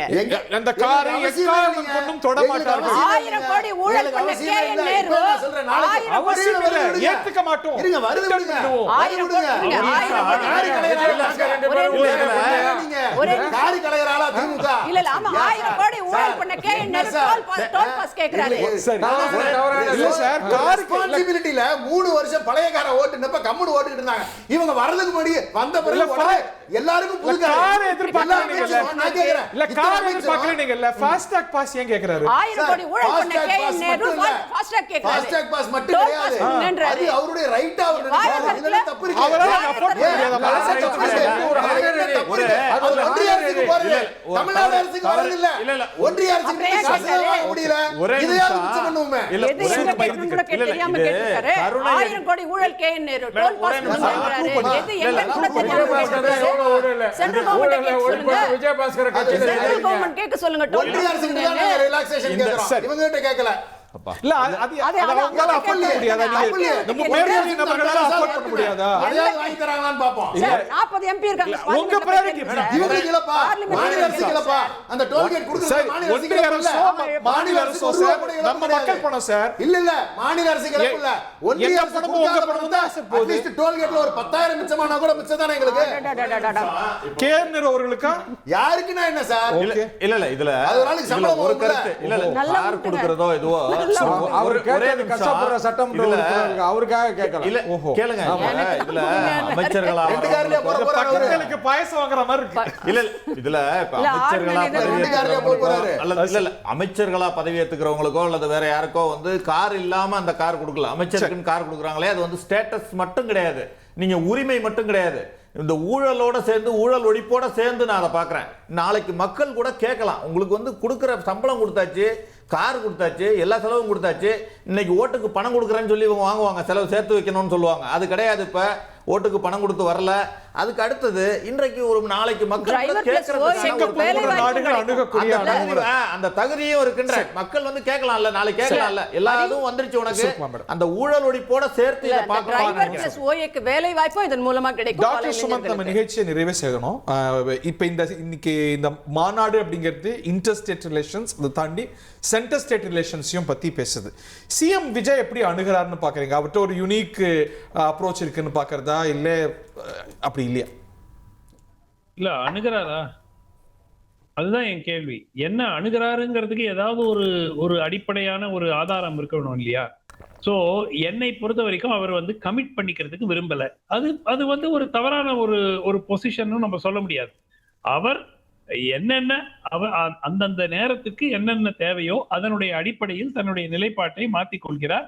அதுதான் வந்து உங்களுக்கு பிராக்மேட்டிக்கா இருக்கிறது. அதுதான் டீலிமிட்டேஷன்ல இவர் பண்ண தப்பு, அவர் நிலைப்பாட்டை மாற்றிக் கொண்டது அல்ல. அந்த தேவையில்லாம ஒரு ரெசல்யூஷனை கொண்டு வந்து ஏதோ வந்து உங்களுக்கு ஒரு உறுதியான நிலைப்பாட்டில் இருப்பது போல் நீங்கள் செய்ததுதான் அது தப்பே தவிர அதை செய்யாம கம்முன்னு நீங்க மாத்திருந்தீங்கன்னா யாருமே பெருசா கேள்வி கேட்டிருக்க மாட்டாங்க. ஒன் பாயிண்ட் ஹரி, இந்த லாஸ்ட் 1 வீக் வந்து அவ்வளவு ஒரு சிறப்பான வாரமாக இந்த அரசாங்கத்துக்கு இல்லை. முதல் தடுமாற்றங்கள் தெரிய ஆரம்பிக்கின்றன பல விஷயங்களில். அது தொடர இல்ல இப்போ இந்த யூடர்ன் ஒண்ணு பண்ணியிருக்கிறாங்க. அதை தவிர இந்த தேர்ட் சைல்டுக்கு இது பண்றது, காரு கொடுக்கறது, இது எல்லாமே வந்து plus contradictory statements coming in the assembly, இதெல்லாம் வந்து நிச்சயமாக ஒரு கவலை அளிக்கக்கூடிய ஒரு சிச்சுவேஷனை உருவாக்கி கொண்டு இருக்கிறது. Point taken doctor. சுருக்கமா இறுதி கருத்து 20 செகண்ட்ஸ். இதுல வந்து எல்லாமே இந்த அரசு வந்ததுல இருந்து ஒரு விஷயத்துல கரெக்டா இருக்காங்க, ஊழல் ஒழிப்பு, நேர்மையான நிர்வாகம். அந்த ஊழல் ஒழிப்பையோட சேர்த்து இந்த எம்எல்ஏகளுக்கு கார் கொடுக்கறதையும் பார்க்கணும், மற்ற விஷயங்களையும் பார்க்கணுங்கிறது தான் என்னுடைய கருத்து. இறுதி கருத்து. விஜயோடையும் தமிழக வெற்றி கழகத்தோடையும் இரட்டை வேஷம் இன்றைக்கு அம்பலப்பட்டு விட்டது. தொகுதி வரையறையில் பாலுக்கும் காவல் பூனைக்கும் தோழன்கிற கதையா, காங்கிரஸோடு கூட்டணி ஆனால் பாரதிய ஜனதாவோட ஒரு சாஃப்ட் ஸ்டாண்டுங்கிறத இன்னைக்கு விஜயோட இந்த யூடர்ன் ஸ்டேட்மெண்ட்ஸ் லிமிடேஷனில் தெரிஞ்சு. ராஜா சார், ராகுல் காந்தி அவர்கள் வந்து போய் சொல்லிட்டு போனார், எட்டப்பன்னு ஒரு வார்த்தையை கமெண்ட் பண்ணிட்டு போனார். விஜய் சொல்லிட்டு போன மாதிரி எனக்கு என்னமோ தோணுது. ஏன்னா அவருடைய கம்பல்ஷனில் தான் இந்த கம்பல்சரி டீலிமிட்டேஷன் வேணும் அப்படிங்கிறது, டீலிமிட்டேஷனை வந்து ஃப்ரீஸ் பண்ணணும்னு சொல்லி நிலைப்பாடு எடுத்ததாக தான் செய்திகள் இருந்துச்சு. ராகுல் காந்தி அவர்கள் அவருக்கு கரெக்டான ஒரு ஸ்டாண்டை தான் வந்து இன்னைக்கு ப்ரூவ் பண்ணியிருக்காரு விஜய் அவர்கள் முதலமைச்சர். பேசுறீங்கல்ல, அங்க டீலிமிட்டேஷன் குறித்த அந்த வாக்கெடுப்பு வந்தா நீங்க ஆதரிப்பீங்களா, வெளியே போவீங்களா, இல்ல வெளியில போவீங்களா? அதுக்கு பதில் சொல்லுங்க. நானே இந்த தலையை சுத்தி மூக்க தொடுற வேலையெல்லாம் வேணாம், இவங்களை கேட்கிறேன். நீங்க என்ன பண்ண போறீங்க சொல்லுங்களே பார்க்கலாம். சொல்லுங்கப்பா. அது வராத முன்னே அன்னைக்கு எரிச்சீங்க. பாதிக்கின்ற வகையில் இருக்குமாங்கறத ஆய்வு பண்ணி பின்னர் அறிவிக்கப்படும். நன்றி, வணக்கம். ஆதரிச்சீங்க.